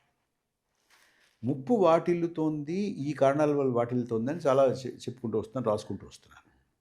అప్పుడు నేను ఇంకో మాట కూడా చెప్తున్నాను. ఆ పార్టీ ఈ పార్టీ వీళ్ళందరూ కలిసి డెమోక్రసీని రక్షించవచ్చు కదా అనుకోవద్దు. మీరు ప్రేక్షక పాత్ర వహించకండి. డెమోక్రసీని రక్షించడానికి మనం దాన్ని ఆ టాస్క్ని పొలిటికల్ పార్టీస్కి అవుట్సోర్స్ చేయొద్దు. ఎందుకంటే ఎసెన్షియల్లీ అన్డెమోక్రాటిక్ పార్టీస్ డెమోక్రసీని రక్షించడానికి పూనుకోవు. నౌ సతీష్, నాకు దేశంలో ఒక్క డెమోక్రాటిక్ పార్టీ చూపించు. ఓకే, ఉందా? చెప్పు. లేదు. అసలు డెమోక్రటిక్ పార్టీ లేనప్పుడు ప్రజాస్వామ్యం ఏ పార్టీలో లేదు. అది అందరూ అంగీకరించేటువంటి విషయం. పార్టీలో డెమోక్రసీ లేనటువంటి సంస్థ డెమోక్రసీని కాపాడడానికి ఎందుకు రిస్క్ చేస్తుందండి? You can't trust. నా ఆర్గ్యుమెంట్ ఏంటంటే, you cannot outsource the defence of democracy to parties which are essentially undemocratic. Okay, so నీకు డెమోక్రసీ మీద విశ్వాసం లేదు. మన రాజ్యాంగంలో ఉన్నటువంటి కొన్ని మౌలికమైనటువంటి విలువలు ఉన్నాయి, వాటి గురించి మనం మాట్లాడుకోవాలి. వాళ్ళు ఒకటి డెమోక్రసీ, రెండోది justice, social, political, economic, equality, fraternity, liberty, secularism. ఈ వాల్యూస్ ఉన్నాయి కదా. ఈ వాల్యూస్ నాకు చాలా చాలా శిరోధార్యమైనటువంటి values. I just cannot get away from. So నేను ఎవరైనా ఏదైనా మాట్లాడితే వాళ్ళు మాట్లాడేది సరా కాదా అనడానికి ఈ 6 గీటరాడు నాకు. దీని మీద గీసుకుని ఇది జస్టిస్కి అనుకూలంగా ఉందా, ఈక్వాలిటీకి అనుకూలంగా ఉందా, సెక్యులరిజంకి అనుకూలంగా ఉందా, డెమోక్రసీకి అనుకూలంగా ఉందా, ఫ్రెటర్నిటీకి అనుకూలంగా ఉందా? లేదు, దిస్ ఇస్ అంటే ఇందాక నువ్వేం అడిగావు, నీకు ఆ సిద్ధాంతం ఉందా? ఇది నా సిద్ధాంతం. ఓకే, నువ్వు ఎందుకు ఒకదాన్ని వదిలి ఇంకోదాన్ని ఎందుకు వదిలేను? కాంగ్రెస్లో జరిగినటువంటిది బీజేపీ ఎందుకు ఆవేళ ఓకే పర్వాలేదు వెళ్ళొచ్చు అనిపించింది, ఆ తర్వాత అబ్బాయి ఇది తప్పుదోవ వెళుతోందా ఎందుకు అనిపించింది? ఖాళీగా కూర్చున్న తర్వాత రాష్ట్రంలో ఏం జరుగుతుంది, దేశంలో ఏం జరుగుతుంది ఆలోచించిన తర్వాత కొంతమందితో కూర్చుని లేదు ఇంకొక ప్రత్యామ్నాయం ఉండాలి అనుకోవడం, అది ఎలా దారి తప్పింది, ఎలాగా పట్టాలు తప్పింది ఏం చెప్పి బయటకు వచ్చింది. ఇది చాలా అద్భుతమైన వివరణ. కానీ బీజేపీలో నుంచి ఎందుకు వెళ్ళిపోయారు అనేటువంటిది అందరూ అడుగుతున్నటువంటి ప్రశ్న. ఎందుకే అంటే వాళ్ళు చెప్పినటువంటి సిద్ధాంతాలు ఆ మూడింటిని వదిలితే article 370 common civil code, Ayodhya, ఈ 3 వదిలితే బీజేపీకి కాంగ్రెస్కి అంటే ఓల్డ్ ట్రెడిషనల్ వాల్యూస్ నుండి కాంగ్రెస్కి ఏమిటి తేడా చెప్పు? ఏం లేదు కదా. ఈ 3 పట్టుకొచ్చి లేదు ఈ 3 ఊరికే టాక్టికల్గా వదిలేము, నాలాంటి వాళ్ళని నీలాంటి వాళ్ళని మభ్యపెట్టడానికి వదిలేము, అసలు ఉంది అంటూ ఉంటే మనం కనిపెట్టిస్తాం కదా. కనిపెట్టలేమా? చిన్నపిల్లం కాదుగా. సో అది ఊరికే అంటే ఇప్పుడు మీకు ఒకటి చెప్తాను, నీకు ఒకసారి భారతదేశ ఎన్నికల చరిత్ర తీసుకుంటే సతీష్, ఆ మూడింటిని వదలకుండా ఆ 3 మాకు ముఖ్యము, ఈ దేశం హిందూ దేశము, ఇది హిందూ రాష్ట్ర, ఈ సెక్యులరిజము ఇది ఇవన్నీ బూటకాలు, ఇది లాభం లేదు అనేటటువంటి భావనతోటి అనేటటువంటి భావజాలంతో భారతీయ జనసంఘం ఉండేది. భారతీయ జనసంఘానికి తర్వాత అవతారమే కదా భారతీయ జనతా పార్టీ. అది ఉన్నంత కాలం ఆ రకమైనటువంటి భావజాలంతో రాజకీయ పార్టీగా పనిచేసినంత కాలం ఇప్పుడున్నటువంటి నాయకులకి ఎందుకు పోలికే లేదు. కంప్లీట్గా వాళ్ళతోటి పోలిస్తే వీళ్ళు ఈ సోషల్ మీడియాలో పెద్దగా ఉండొచ్చు కానీ పిపి లెక్కలు. ఆ రోజుల్లో ఉన్నటువంటి బలరాజ్ బతోక్ కానీ, కరపత్రి మహారాజ్ కానీ, శ్యామాప్రసాద్ ముఖర్జీ కానీ, లేకపోతే ఇంకా అప్పుడు సర్సంఘ్ చాలక్గా ఉన్నటువంటి గోల్వాల్కర్ కానీ, ఇప్పుడు వీరితో పోలిస్తే ఇప్పుడున్నటువంటి నాయకత్వం అటు కానీ ఏది సంఘంలో కానీ పార్టీలో కానీ వాళ్ళతో పోలిస్తే వీళ్ళెవరు అసలు నిలబడతారు. వాళ్ళు అంతంత దిగ్గజాలుగా ఉన్నటువంటి వాళ్ళు ఇది హిందూ రాష్ట్రగా ఉండాలని రాజకీయాల్లోకి దిగితే వాళ్ళకి వచ్చినటువంటి మ్యాక్సిమం ఓట్ షేర్ ఏంటో తెలుసు, 9.7. వాళ్ళు 10% కూడా టచ్ కాలేదు. అంచేత ఆ తర్వాత వాజ్పేయి లాంటి వాళ్ళని ముందు పెట్టి గాంధీ అని సోషలిజం అని ఈ మూడింటిని పక్కన పెట్టామని ఇలాంటి వాళ్ళని అలాంటి వాళ్ళని చేర్చుకుని అప్పటికి కానీ మిగతా వాళ్ళు అసలు రాజకీయాల్లో ఉన్నటువంటి రాజకీయ పార్టీలు కూడా వాళ్ళతో జత కట్టడానికి కూడా సందేహించేటువంటి అప్పుడు మొదలుపెట్టాయి కదా.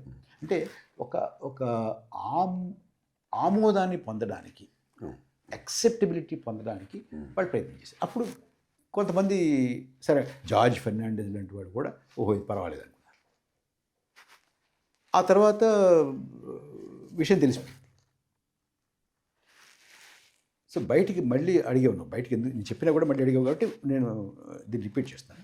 అప్పుడు నేనే కదా చాలామంది అలాంటి వాళ్ళు అలా ఆ కారణాల వల్ల వెళ్ళినటువంటి వాళ్ళు ఆ కారణాలు కాదనుకుంటే బయటకు వచ్చాను.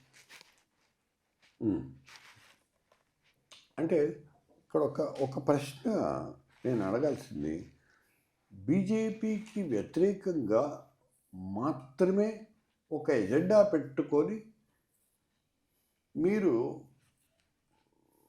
దేశవ్యాప్తంగా పర్యటన చేస్తున్నారనేటువంటి మీ మీద వస్తున్నటువంటి విమర్శ, ఇది ఎలా అర్థం చేసుకోవాలి?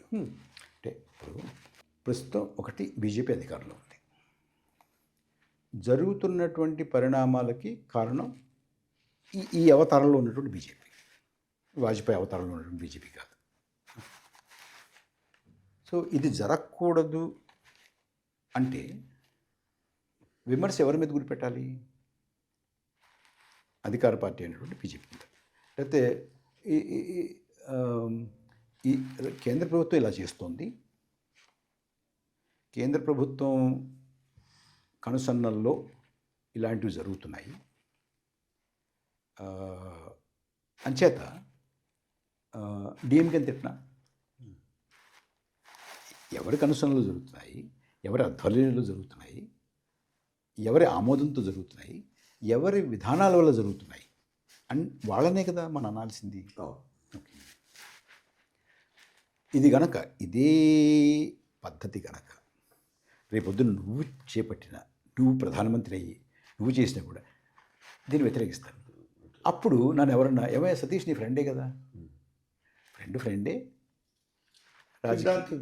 పార్టీ వ్యవహారం. సో మన మామూలుగా మా ఊళ్ళో అంటారు తమ్ముడే ప్యాకెట్ అంచేత నీ నీ నీ స్నేహితుడు ఉండగా నువ్వు ఇలా ఉండగా సతీష్ బాబు ఉండగా ఇలా చేస్తావా అంటే నీ సతీష్ బాబు వ్యవహారం కాదు, ఇది దేశ వ్యవహారం.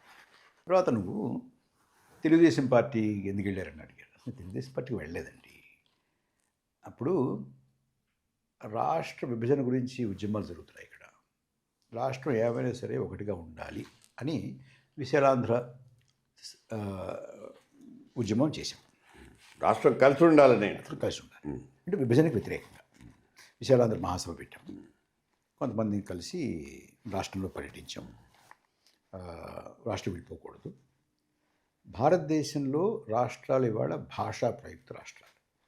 నువ్వు భాషా ప్రయుక్త రాష్ట్రాలుగా ఏర్పడిన తర్వాత ఆ ఒక భాషా ప్రయుక్త రాష్ట్రాన్ని ఎందుకు విడగొట్టాలంటే మిగతా భాషా ప్రయుక్త రాష్ట్రాలు కూడా విడగొట్టాలి కదా. భాషా ప్రయుక్త రాష్ట్రాలు అనేటువంటిది ఒక ప్రయోగం. దాన్ని యాసా ప్రయుక్త రాష్ట్రాలు అనేటువంటిది ఇప్పుడు ఏమైనా చెప్పచ్చు. అది యాసా ప్రయుక్త రాష్ట్రాలు అంటే మనకి కనీసం తెలుగులో ఒక 60 యాసలు ఉంటాయా? 60 రాష్ట్రాలు చేస్తావు. ఓకే, లేదు అంటే ఇది వేరే ఆర్గ్యుమెంట్, అది ముఖ్యం కాదు. నేను నేపథ్యం గురించి చెప్తున్నా. లేదు సైజ్ చిన్న రాష్ట్రాలు, భారతీయ జనతా పార్టీ చిన్న రాష్ట్రాలకి మద్దతు ఇస్తామని అన్నారు. అంటే చిన్న రాష్ట్రాలకు మద్దతు ఇచ్చినప్పుడు చిన్న రాష్ట్రాలు ఏర్పాటు చేయాలి భారతదేశంలో, భారత సమాఖ్యలో అంటే మొట్టమొదటిగా విభజించాల్సిన రాష్ట్రం ఏది? ఉత్తరప్రదేశ్. ఉత్తరప్రదేశ్ విభజించవా? మహారాష్ట్రం మీద పడతావా? ఉత్తరప్రదేశ్ని విభజించారు కదా, అంతే. ఇంకా మరి చిన్న ముక్క, చాలా ముక్కలు చేయాలి కనీసం. అంటే ఉత్తరప్రదేశ్ అసెంబ్లీలోనే మాయావతి ముఖ్యమంత్రిగా ఉన్నప్పుడు ఉత్తరప్రదేశ్ రాష్ట్రాన్ని 3 ముక్కలుగా విభజించాలి, 3 రాష్ట్రాలు చేయాలని అధికారికంగా తీర్మానం వచ్చేసి అయింది, ఆమోదించారు. ఓకే, ఉత్తరప్రదేశ్ని విభజించారు. 80 సీట్లు ఉన్నటువంటి ఇది ఒకటి, 5 సీట్లు ఉన్నటువంటిది ఒకటి. ఓకే, 80 సీట్లు ఉన్నటువంటిది అది చిన్న రాష్ట్రం. అది చిన్న రాష్ట్రం అంటే ఇంతదా ఎంత చిన్న రాష్ట్రం? లేదు, ఆఫ్రికాను విభజించినట్టుగా స్కేల్ పెట్టి స్టేట్ లైన్స్ కొడతారా? ఎలా కొడతారు? భాష ప్రాతిపదిక, నువ్వు అన్నట్టు యాస ప్రాతిపదిక, పరిమాణం ప్రాతిపదిక,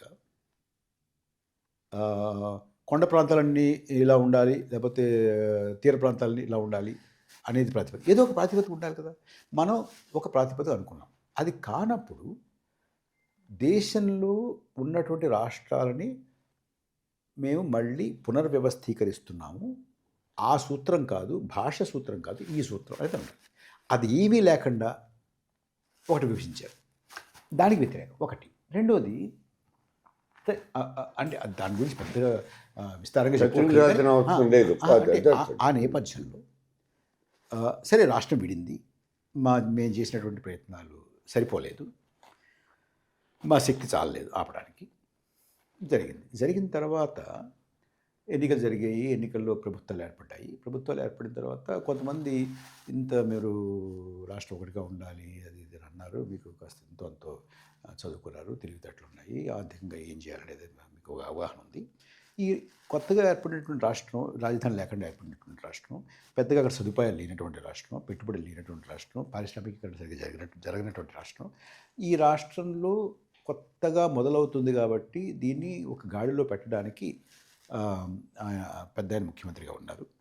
మీరు ప్రభుత్వానికి సలహాలు ఇచ్చేటటువంటి అవకాశాన్ని తీసుకుంటే బాగుంటుందని అంటే సరే అన్న.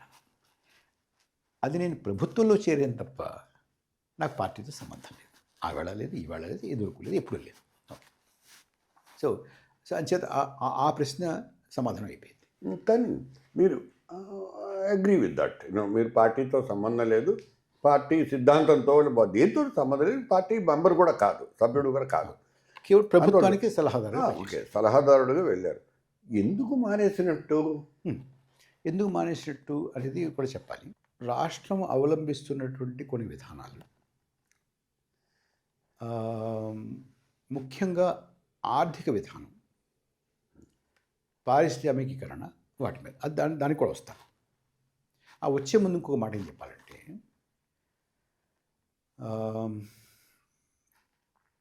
సిద్ధాంతం లేకపోతే ధ్యేయం ఏమిటి? ఏ సిద్ధాంతం? పార్టీకి సిద్ధాంతాలు లేవు కాబట్టి ఒక పార్టీతో ఉండాల్సిన అవసరం లేదు, ఓకే సరే అనుకున్నాం. కానీ అసలు నాకంటూ ఒకటి ఉండాలి కదా.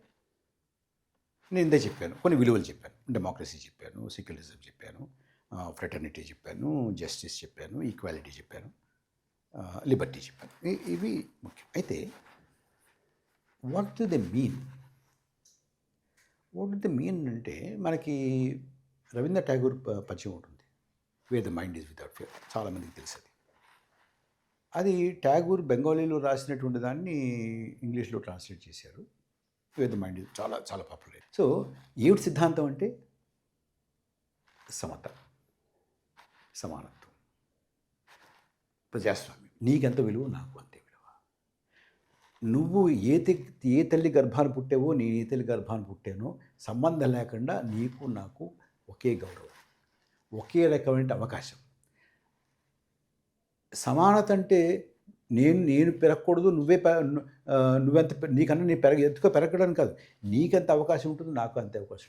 అది నువ్వు బాగా వినియోగించుకుంటే ఇంకా నాకన్నా పైకి ఎడతావు, నేను బాగా వినియోగించుకోకపోతే నీకన్నా తక్కువ ఉంటుంది, అది వేరు. అది సమానం. అంటే నువ్వు ఉన్న అవకాశాలని వినియోగించుకుని నువ్వు ఎదగడం, ఎదగకపోవడం, అందులో సమానత కాదు.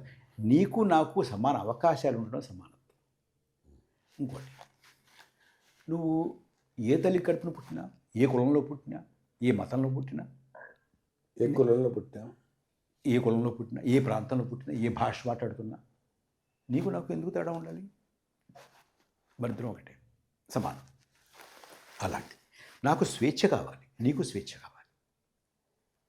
ఇంకోటి ఏంటి, నీకు స్వేచ్ఛ కావాలా, ఆర్థికాభివృద్ధి కావాలా అంటే ఇది అది పరస్పర వ్యతిరేకం కాదు.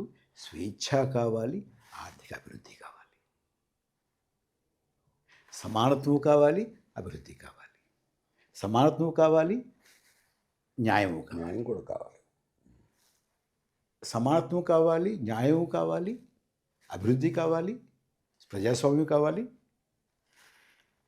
సుహృద్భావం కావాలి, సహోదర భావం కూడా కావాలి. ఇది కాదు అదే, అది కాదు ఇదే అంటే నేను ఒప్పుకోను. నీ సిద్ధాంతం ఏమిటంటే ఇది నా సిద్ధాంతం. ఏదైనా సరే దీని మీద గీటురాయితోటి పెడతాను. సో దీనివల్ల హౌ ఆంధ్రప్రదేశ్ గవర్నమెంట్ నుంచి మీరు వెళ్ళిపోవడానికి కారణం నేను అడిగింది. విభజన గురించి మీరు చెప్పారు, అది అర్థవంతమైన. ఇది నాకున్నటువంటి ఆలోచన, అభిప్రాయం.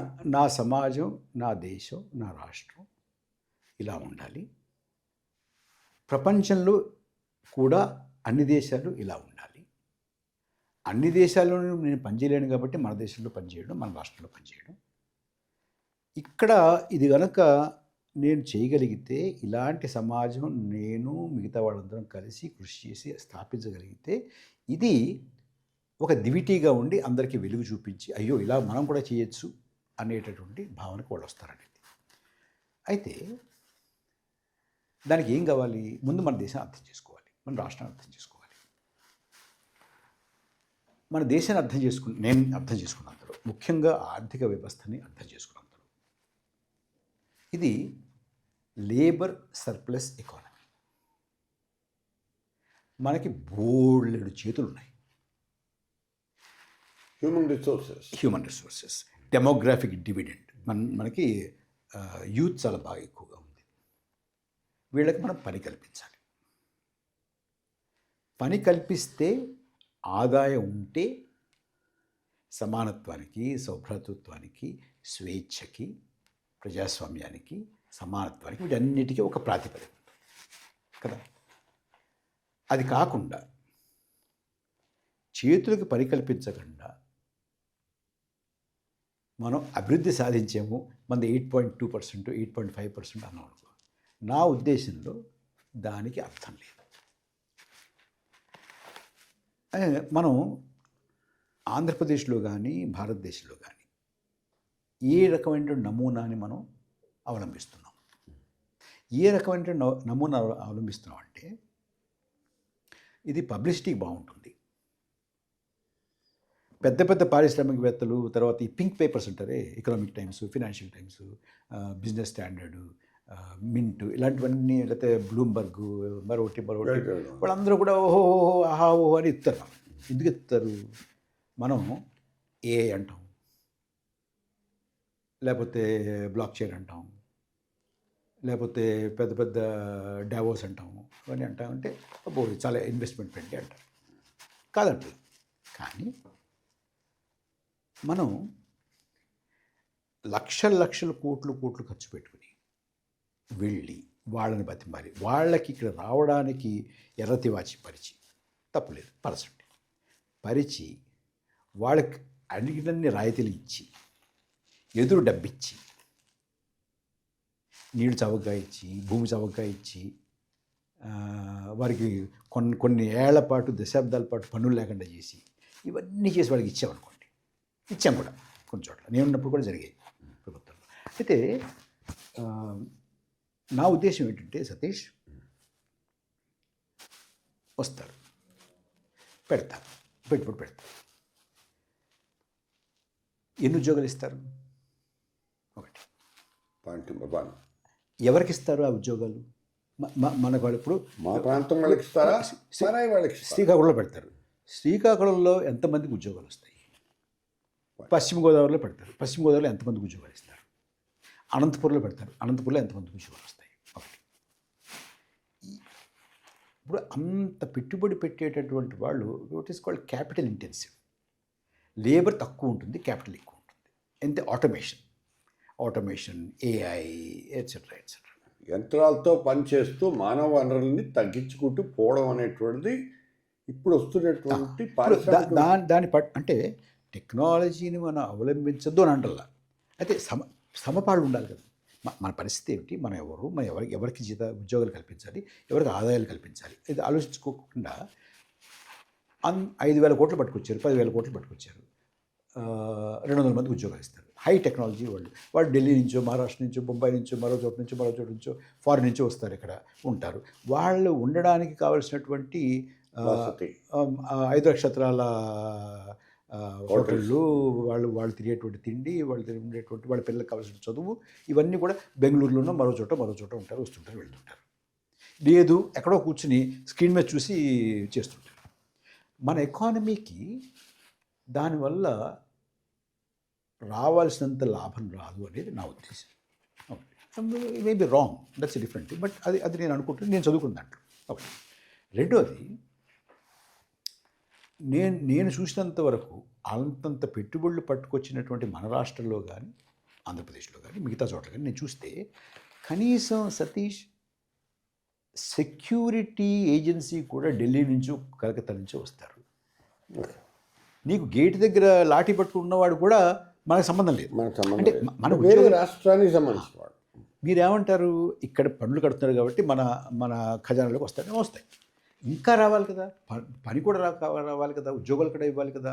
ఇక్కడ వాళ్ళు వస్తారు. ఇప్పుడు ఫారిన్ కంపెనీ వస్తుంది, ఆ ఫారిన్ ఎగ్జిక్యూటివ్స్ వస్తారు, వాడు కొరియా వాడో సింగపూర్ వాడో లేకపోతే మరోడో ఉంటాడు.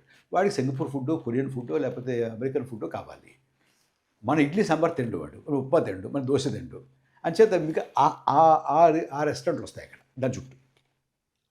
సో మన టిఫిన్లకి అమ్ముడుపోదు, మన సెక్యూరిటీ వాళ్ళు కూడా అక్కడ పనిచేయరు, మనవాడు ఎవడు ఆ గేట్ లోపలికి వెళ్ళడానికి ఉండదు. అంటే ఉపాధి కల్పనలో కూడా ఉద్యోగం సంగతి వదిలేయండి, కల్పన ఉపాధి కల్పన బయట కూడా లేదు. బయట ఓకే. దీనికి ప్రత్యామ్నాయం ఏమిటి? ఇంతేనా? ఇది ఊరికే విమర్శన కాదు.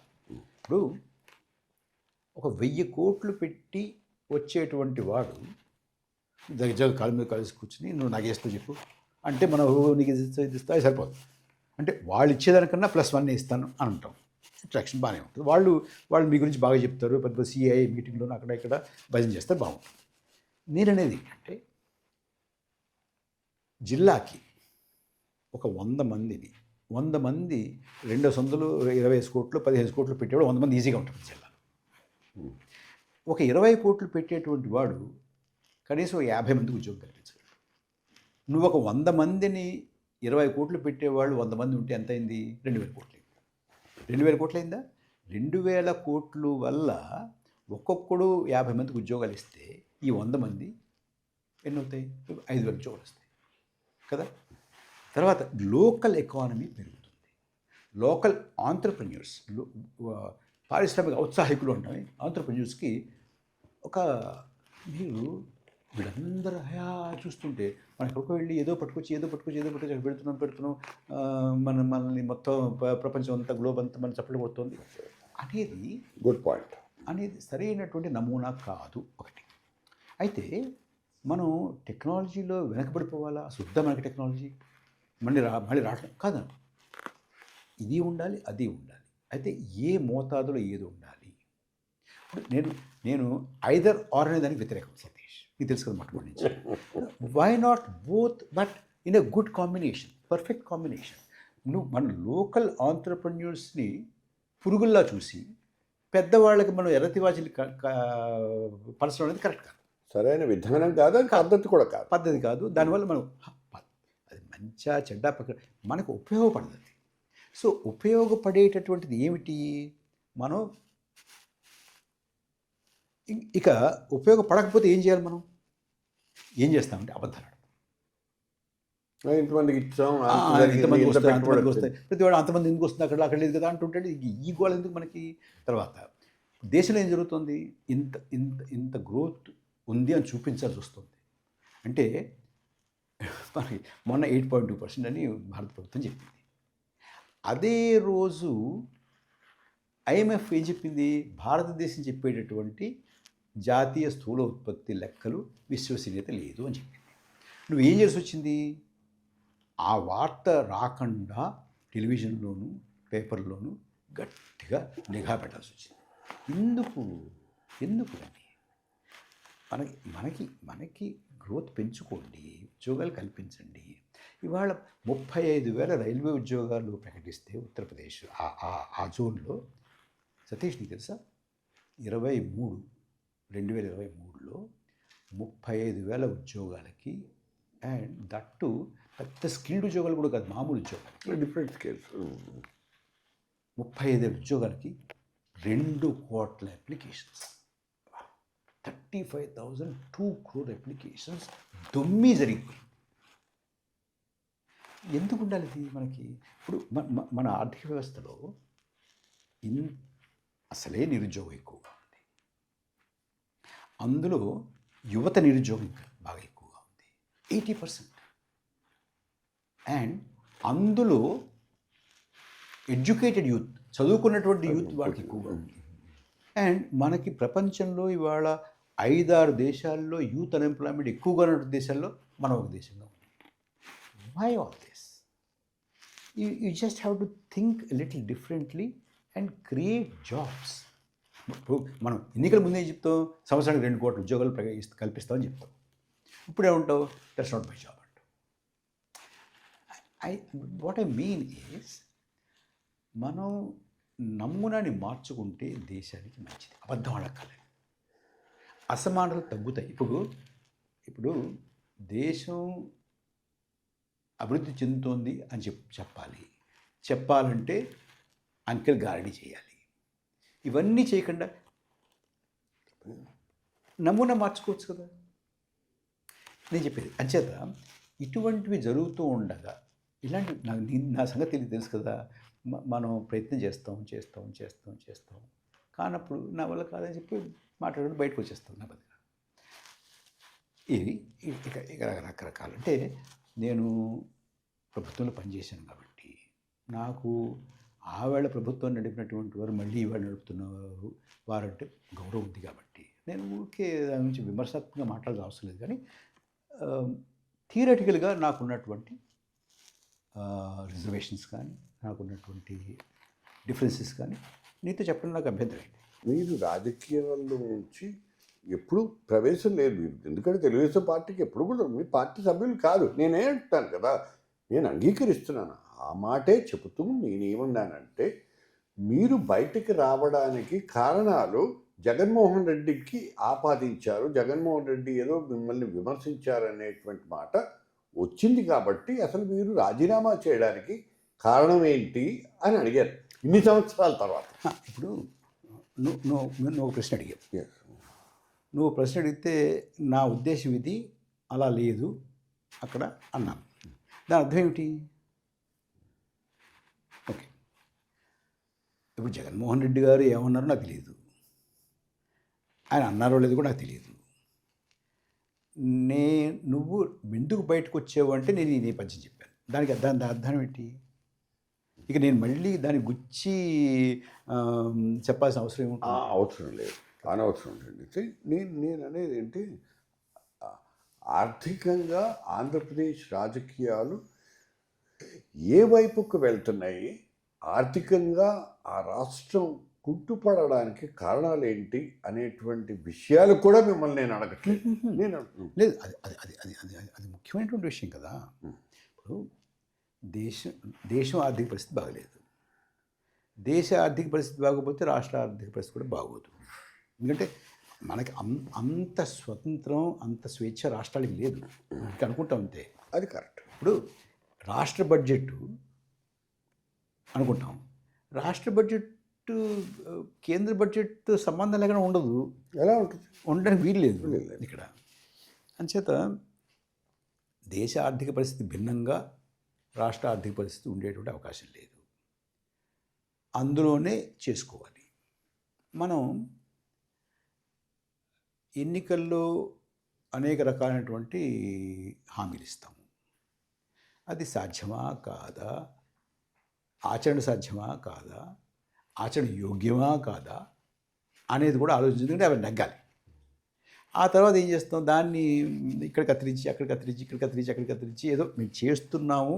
కానీ అప్పుడు ఏదో 1,00,000 మందికి వస్తుందేమో అనుకున్నాం, ఇవాళ 20,000 మందికి వస్తుంది, ఏదో అంతే పెడతాం అన్నట్టుగా ఏదో చేసుకుంటూ వెళ్తారు. రాజకీయాలు తప్పదు కదా. అయితే దీనికి మార్గాలు ఉన్నాయి, నమూనా మార్చుకుంటే అవుతుంది అనేది కాస్త అధ్యయనం చేస్తే తెలుస్తుంది. లేదు మన జేజీలు కొట్టించుకోవాలి, చప్పట్లు కొట్టించుకోవాలంటే వేరు. ఇక్కడ ఒక చిన్న ఉపప్రశ్న దీనికి సంబంధించి, ఇందాక మీరు మాట్లాడిన ఒక దావోస్ మీటింగ్కి వెళ్తారు, లేకపోతే వైజాగ్లో ఏదో సమిట్ పెడతారు, లేకపోతే హైదరాబాద్లో ఇంకొక సమిట్ పెడతారు, వాటెవర్ ఇట్ మే, పెట్టుబడిని ఆకర్షించడానికి ప్రభుత్వం చేసేటువంటి ప్రయత్నాన్ని తప్పుపట్టాల్సిన అవసరం లేదు. ఆకర్షించాలి, ఆదరించాలి. కానీ ఇక్కడ కూడా పెట్టుబడి ఉంది. నేను అడిగే ప్రశ్న ఏంటంటే, వాళ్ళని ఆదరిస్తున్నారు సరే, మీరు 2014లో అధికారంలోకి వచ్చారు. ఓకే, మోదీ ప్రభుత్వం 2014లో అధికారంలోకి వచ్చింది, చంద్రబాబు నాయుడు ప్రభుత్వం అధికారంలోకి వచ్చింది, ఇక్కడ కేసీఆర్ ప్రభుత్వం అధికారంలోకి వచ్చింది. వీళ్ళెవ్వరూ కూడా ఎప్పుడూ కూడా, నేను అడిగేటువంటి ప్రశ్న ఏంటంటే, ఎంఓయూల పేరుతో మీరు జనాన్ని మభ్యపరుస్తున్నారు అని నా ఆర్గ్యుమెంట్.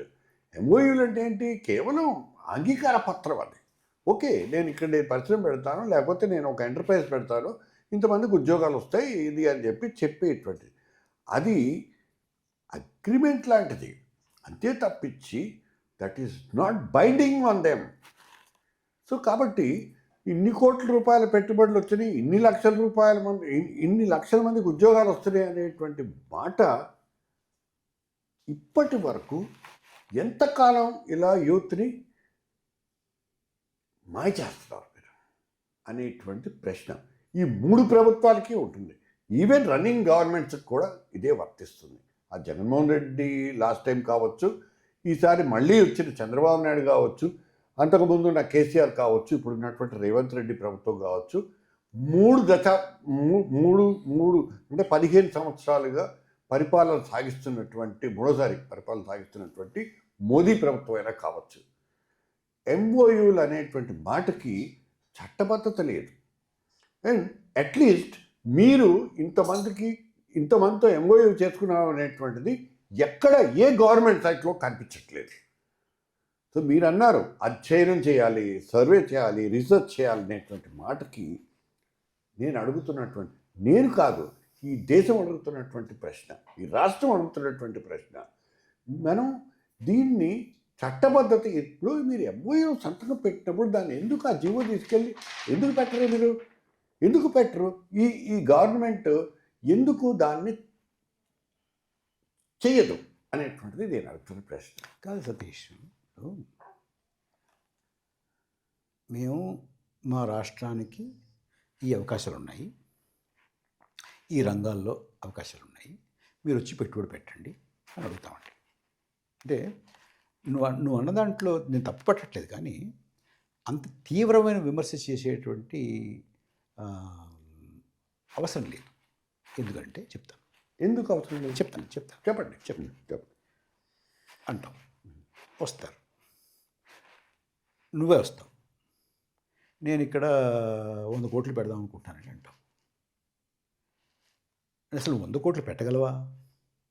పెట్టేటటువంటి స్థాయి ఉందా? ఆ తాహత ఉందా? అర్హత ఉందా? అంత డబ్బు మొబిలైజ్ చేయగలవా? ఆ రకమైనటువంటి సాంకేతిక పరిజ్ఞానం ఉందని దగ్గర. ఇప్పుడు ఏదో నేను వచ్చి హెలికాప్టర్ మ్యానుఫ్యాక్చరింగ్ పెడతానంట.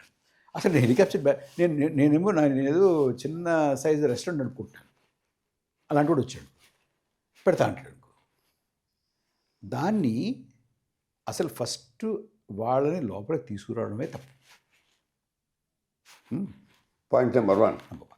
వాళ్ళని తీసుకొచ్చి వాడు అప్పుడే ఏదో షాప్కి వెళ్ళి టైను సూటు కొనుక్కుంటాడు, అంతకుముందు వేసుకుని ఉండడు.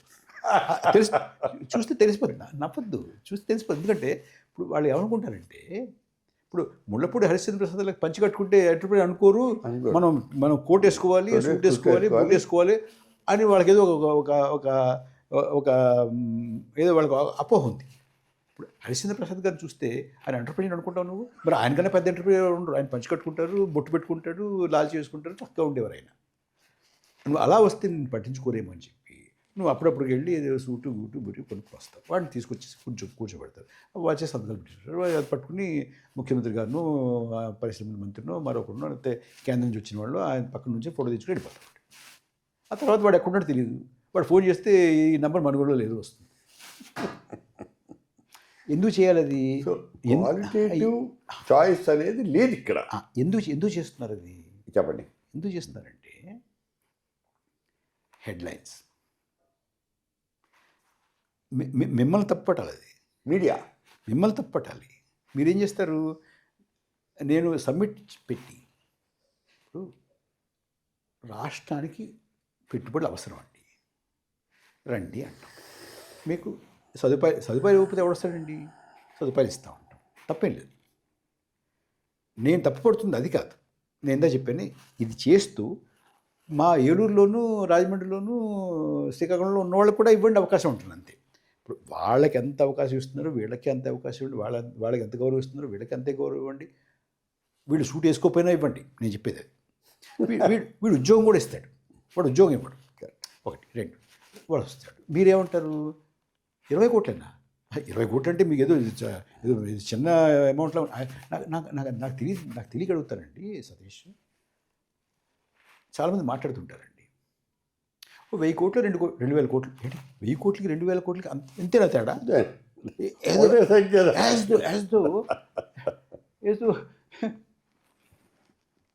ఏదో 10 రూపాయలు 12 రూపాయలు అన్నట్టుగా ఉంటుందన్నమాట. 1000 కోట్లు 2000 కోట్లు సంపాదించాడు అంటారండి. అసలు ఏదో మామూలు వెయ్యారు రెండా ఎంత తేడా అండి? ఒకటికి రెండుకి తేడా లేదు. ఎంత తేడా ఉంది. సున్.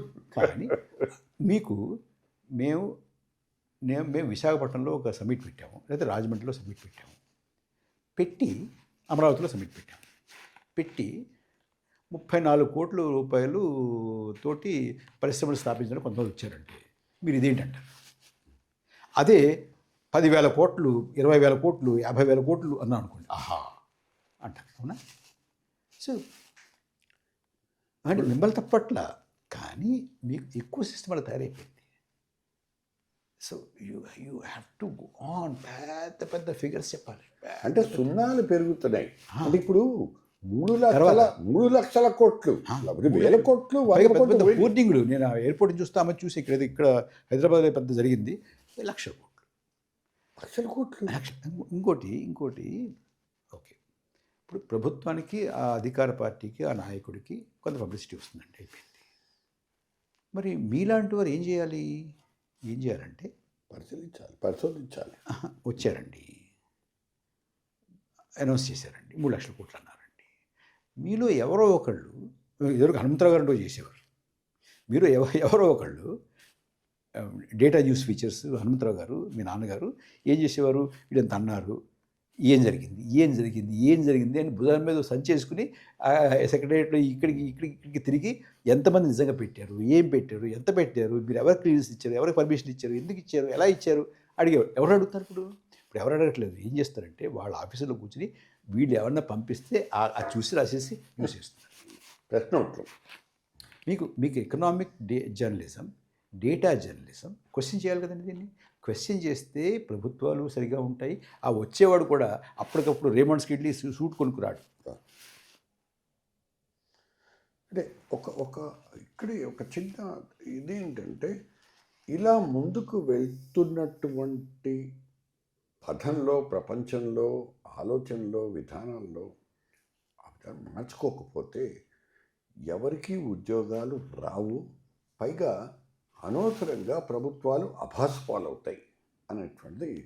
ఇది రాజకీయ విమర్శ కాదు, ఇది కరెక్టా కాదా? 100% కరెక్టే. ఇంకొక ఇబ్బంది కూడా ఉంది ఇక్కడ. నేను ఇందా చెప్పానే, ఇది అబద్ధాలు ఆడాల్సి వస్తుంది కాబట్టి ఆ అబద్ధాలని మీలాంటి వాళ్ళు పత్రికలు, టీవీలు నడిపేటువంటి వాళ్ళు వేయడానికి మీ మీద ఆంక్షలు పెట్టాలి, మీ మీద ఆశలు చూపించాలి, రుద్దాలి. నువ్వు వేయకపోతే ఊరుకునేది లేదు.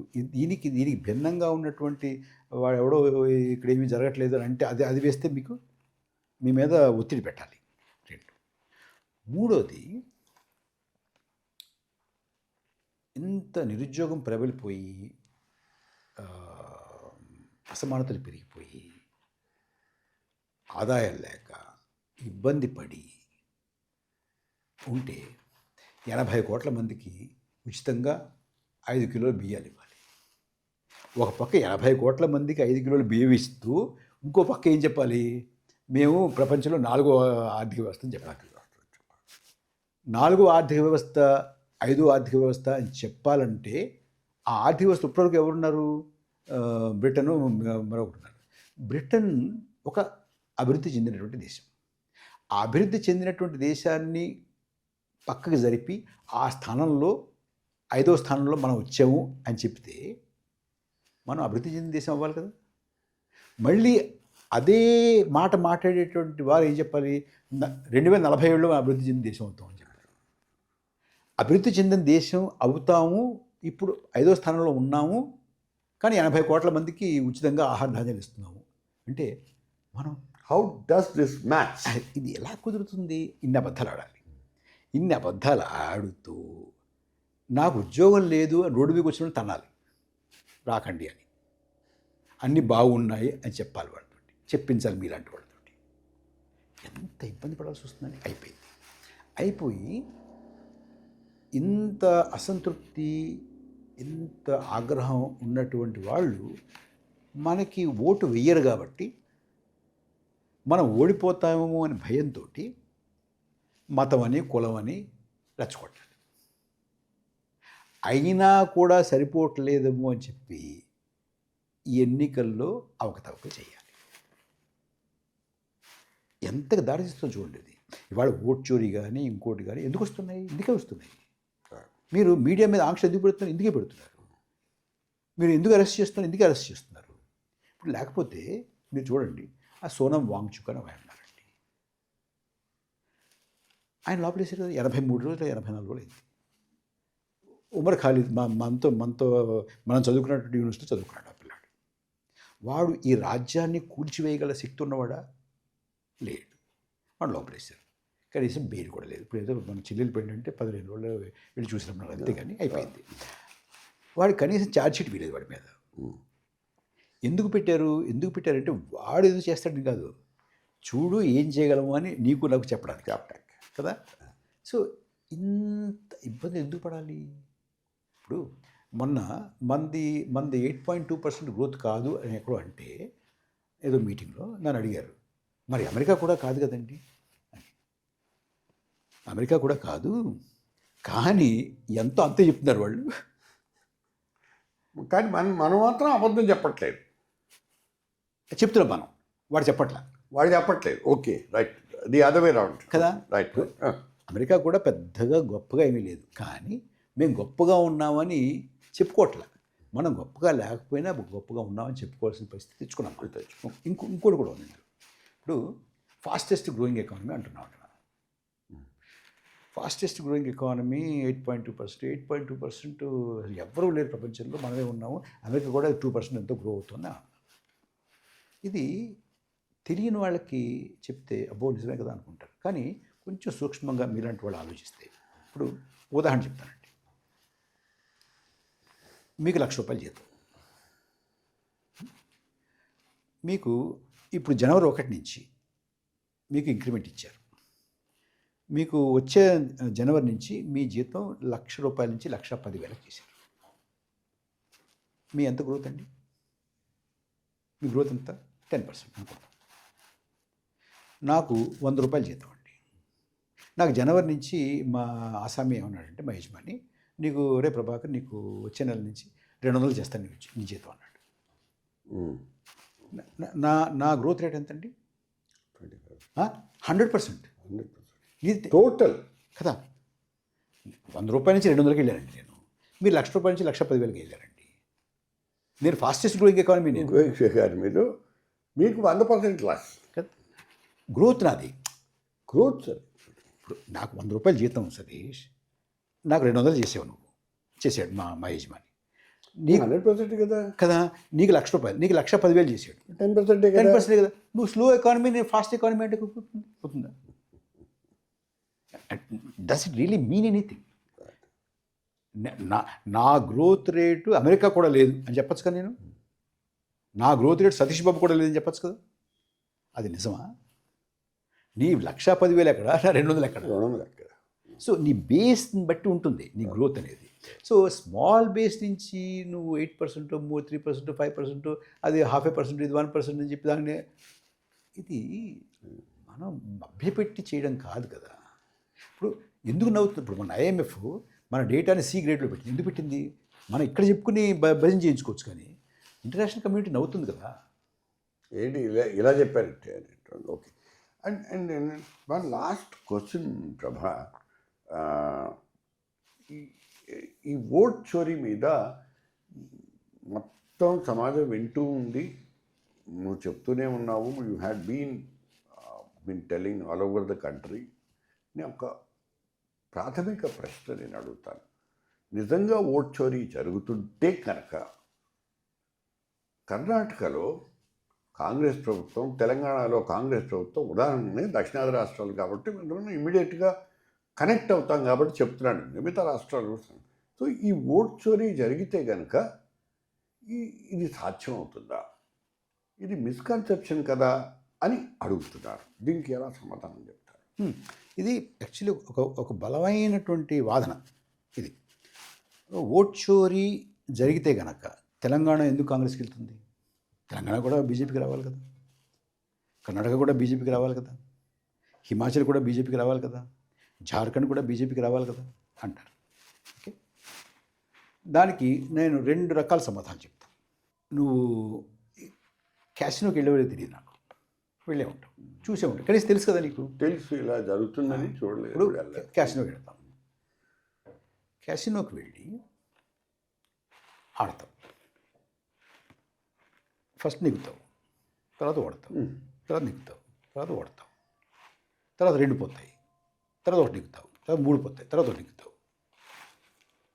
చివరికి ఆట సాయంత్రం క్యాసినో కొట్టు కట్టేసేపటికి ఎవరికి లాభిస్తుంది?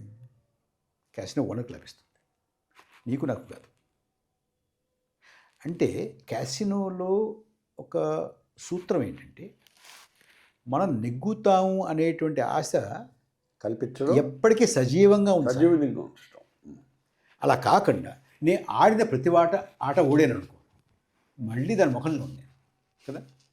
అట్లాగే నేను పోటీ చేసిన ప్రతి ఎన్నిక ఓడిపోయాను అనుకో, ఎందుకు వస్తాడు మళ్ళీ వాడు?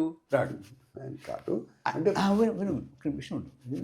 ఇది అంటే ఇది క్రూడ్గా చేసేటువంటి ఓట్ చోరీ కాదు, చాలా తెలివిగా చేసేటువంటి ఓట్ చోరీ. ఓకే, ఒక ఒక ఒక దీని వెనకాల ఒక స్టడీ ఉంది. ఏదో ఏదో ఇప్పుడు దొంగ కూడా అలా చేయడు, మామూలు వీధి జేబు కొట్టేవాడు కూడా అలా చేయడు. ఇది చాలా జాగ్రత్తగా, ఓకే, ఏది నగ్గాలి, ఏది ఓడాలి. జార్ఖండ్, మహారాష్ట్ర ఒకసారి జరిగాయండి ఎన్నికలు. జార్ఖండ్ చిన్న రాష్ట్రం వదిలి, మహారాష్ట్ర మనకి financial capital of India, Dharavi slum development ఇంత పెద్దది ఉంది, అది మనం తీసుకోవాలి. హర్యానా రాష్ట్రం చిన్నదే, ఢిల్లీకి పక్కన ఉంది. రైతు ఉద్యమాలు జరిగితే రైతులందరూ ఢిల్లీ మీద పడకుండా ఆపాలంటే మనకి హర్యానా కావాలి. హిమాచల్ ప్రదేశ్ వదిలేసి పర్లేదు, దూరం ఉంటాయి.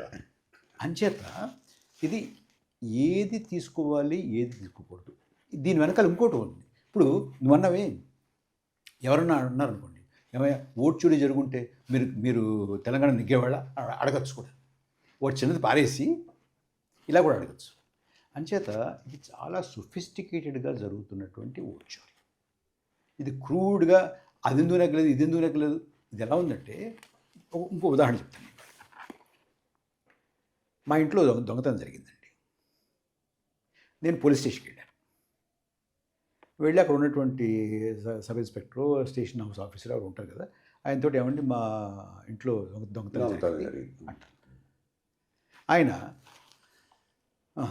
మీ వీధిలో ఎన్ని ఇళ్ళు ఉన్నాయి అడుగుతాడు.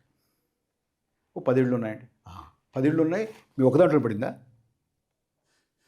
9 పడలేదా అన్నాడు. నేనేం చేయను దానికి, నేనేం చేయను. అవునండి మా ఇంట్లో పడింది, మిగతా దాంట్లో ఎందుకు పడలేదు నాకు తెలియదు, కానీ మా ఇంట్లో పడింది మాత్రం పడ్డారా? ఏం పోయాయి? పలానా పోయిందండి. మీ ఇంట్లో అన్నీ ఉన్నాయా? లేదు ఇంకా చాలా ఉన్నాయండి. మరి చాలా అన్నీ వదిలేసి ఇది ఎందుకు తీసుకుంటాడయ్యా? ఇదే తీసుకో. మీ ఇల్లు చోరీ చేయడానికి వచ్చినాడు మొత్తం ఖాళీ చేయాలి కదా. ఈ 4 తీసి ఎందుకు వెళ్తాడు? నేనేం చెప్పింది దానికి, నాకే పోయాయి, మరి నేనేం చేయను. ఇవే పోయినాయి. ఓకే, 10 ఇళ్ళు ఉంటే మీ ఇంట్లోనే పడింది, అది ఒప్పుకోమంటాను నన్ను. ఇంట్లో పడిన తర్వాత ఈ 4 తీసుకెళ్ళిపోయాడు, మిగతా అన్నీ వదిలేశాడు, అది ఒప్పుకోమంటావు? ఒప్పుకుంటాను. ఎటు నుంచి వచ్చాడు చెప్పు? పైనుంచి వచ్చాడా, కింద నుంచి వచ్చాడా, వీధి నుంచి వచ్చాడా, పెరటి నుంచి వచ్చాడా, ఎక్కడి నుంచి వచ్చాడు, పక్క నుంచి వచ్చాడా, కిటికీ తీసుకుందా? నువ్వు కిటికీ మూయడం మానేసావా? తలుపు తీసి తలుపు వేసుకోలేదు సరిగాను అడిగా. ఏం చేయలేదు. నువ్వు నేను పోయిందంటున్నాను. నువ్వు ఇన్వెస్టిగేట్ చేసి నువ్వు చెప్పు, నీ బాధ్యత కదా, నా బాధ్యత. నేను ఒక బాధ్యతుడిని. నేను ఏమడుగుతున్నాను, సింపుల్ సతీష్, నేను ఏమడుగుతున్నానంటే, మీరు ప్రిలిమినరీ డేటా ఆవేళ ఎన్నికల్లో పోలింగ్ జరిగిన రోజు 5 గంటలకు 6 గంటలకు పోలింగ్ అవుతుంది, 7 గంటలకు 7:30కు మాకు ఇప్పటివరకు అందిన సమాచారం ప్రకారం ఇన్ని ఓట్లు ఇంత శాతం పోలింగ్ అని చెప్తారు. నీకు తెలుసు కదా, నువ్వు రిపోర్టింగ్ చేసావు. అర్ధరాత్రికి ముందు 11:30కో 11:40కో 11:45కో ఇప్పుడు మొత్తం సమాచారం వచ్చింది, ఇంత పోలైందని చెప్తాం. Preliminary డేటాకి, preliminary పర్సంటేజ్కి final పర్సంటేజ్కి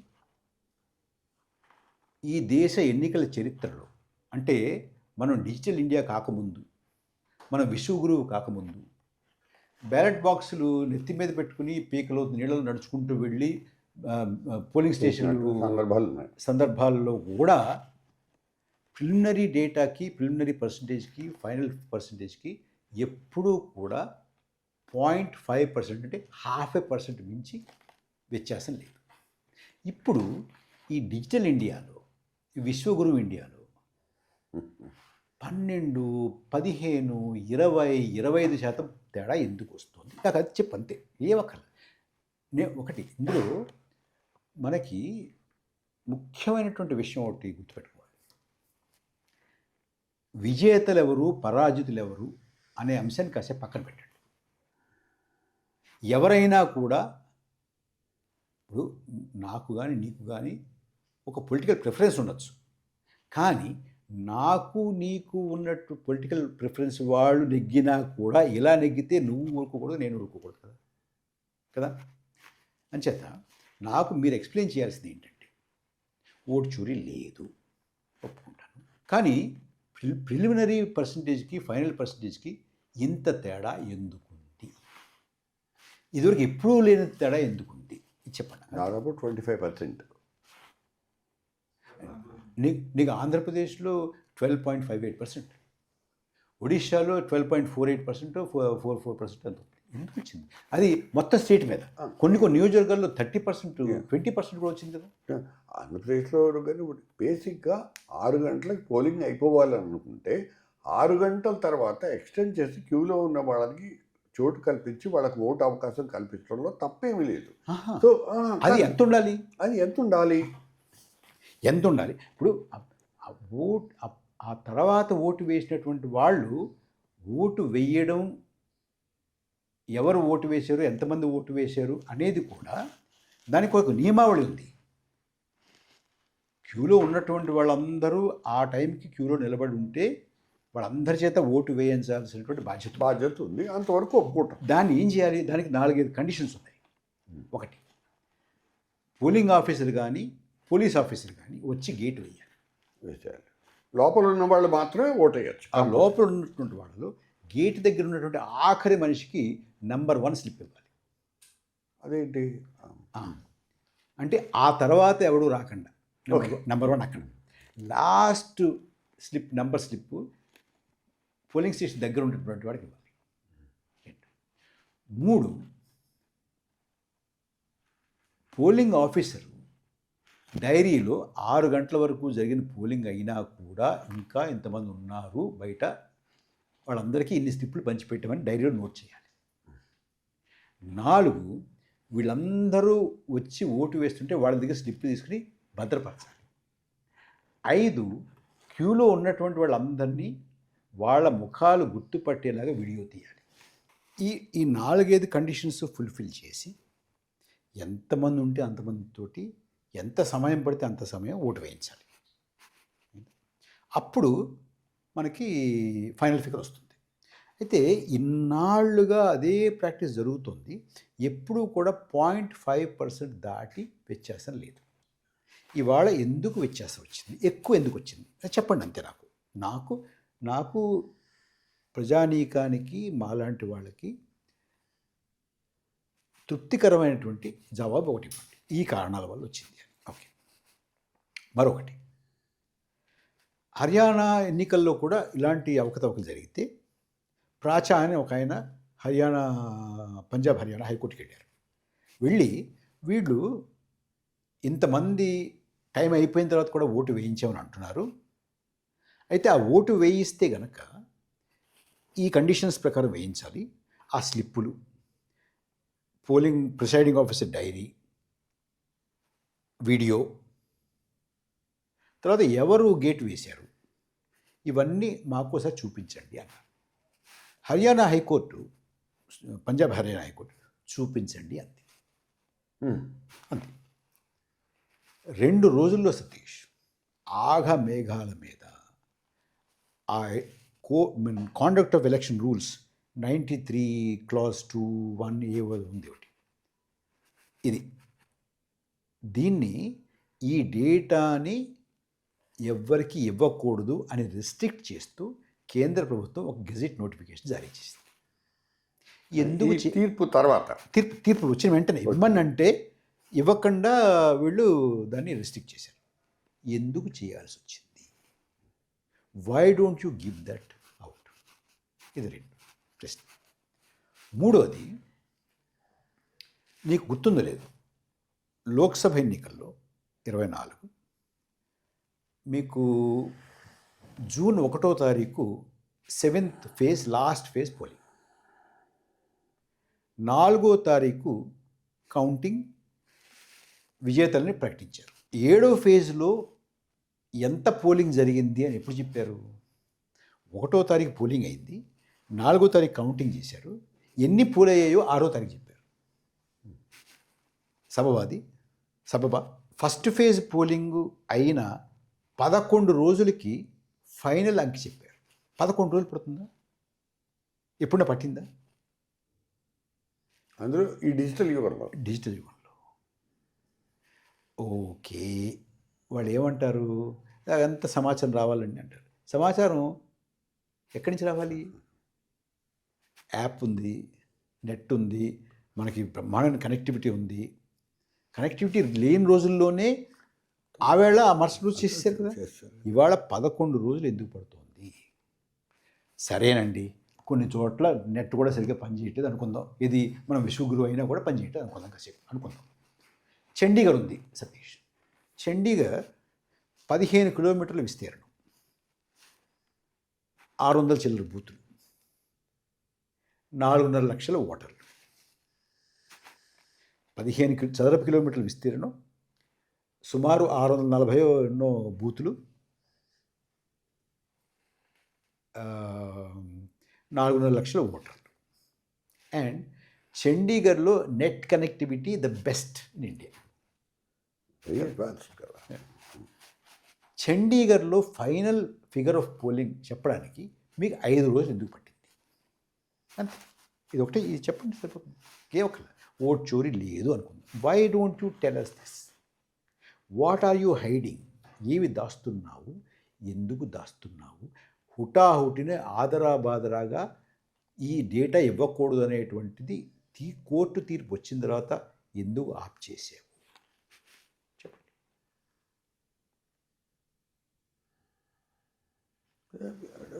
very pertinent questions, చాలా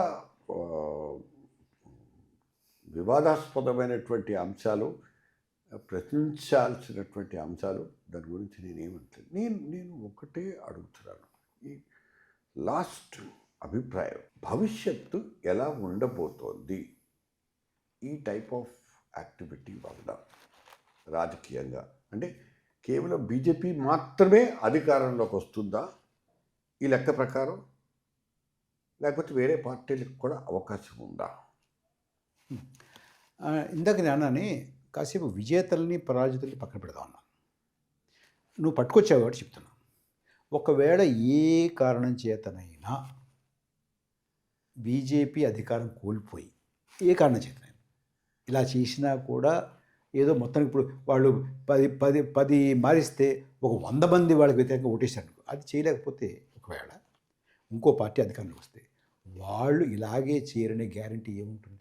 correct, that's what I think. Okay, Congress వచ్చినా అదే పని. అంచేత ఇది పార్టీలు విజేతలు పరాజితులతో ముడిపెట్టకుండా నేను ఒకటి, నాకు 18 ఏళ్ళు నిండితే నాకు ఓటు ఉండాలి, నెంబర్ 1.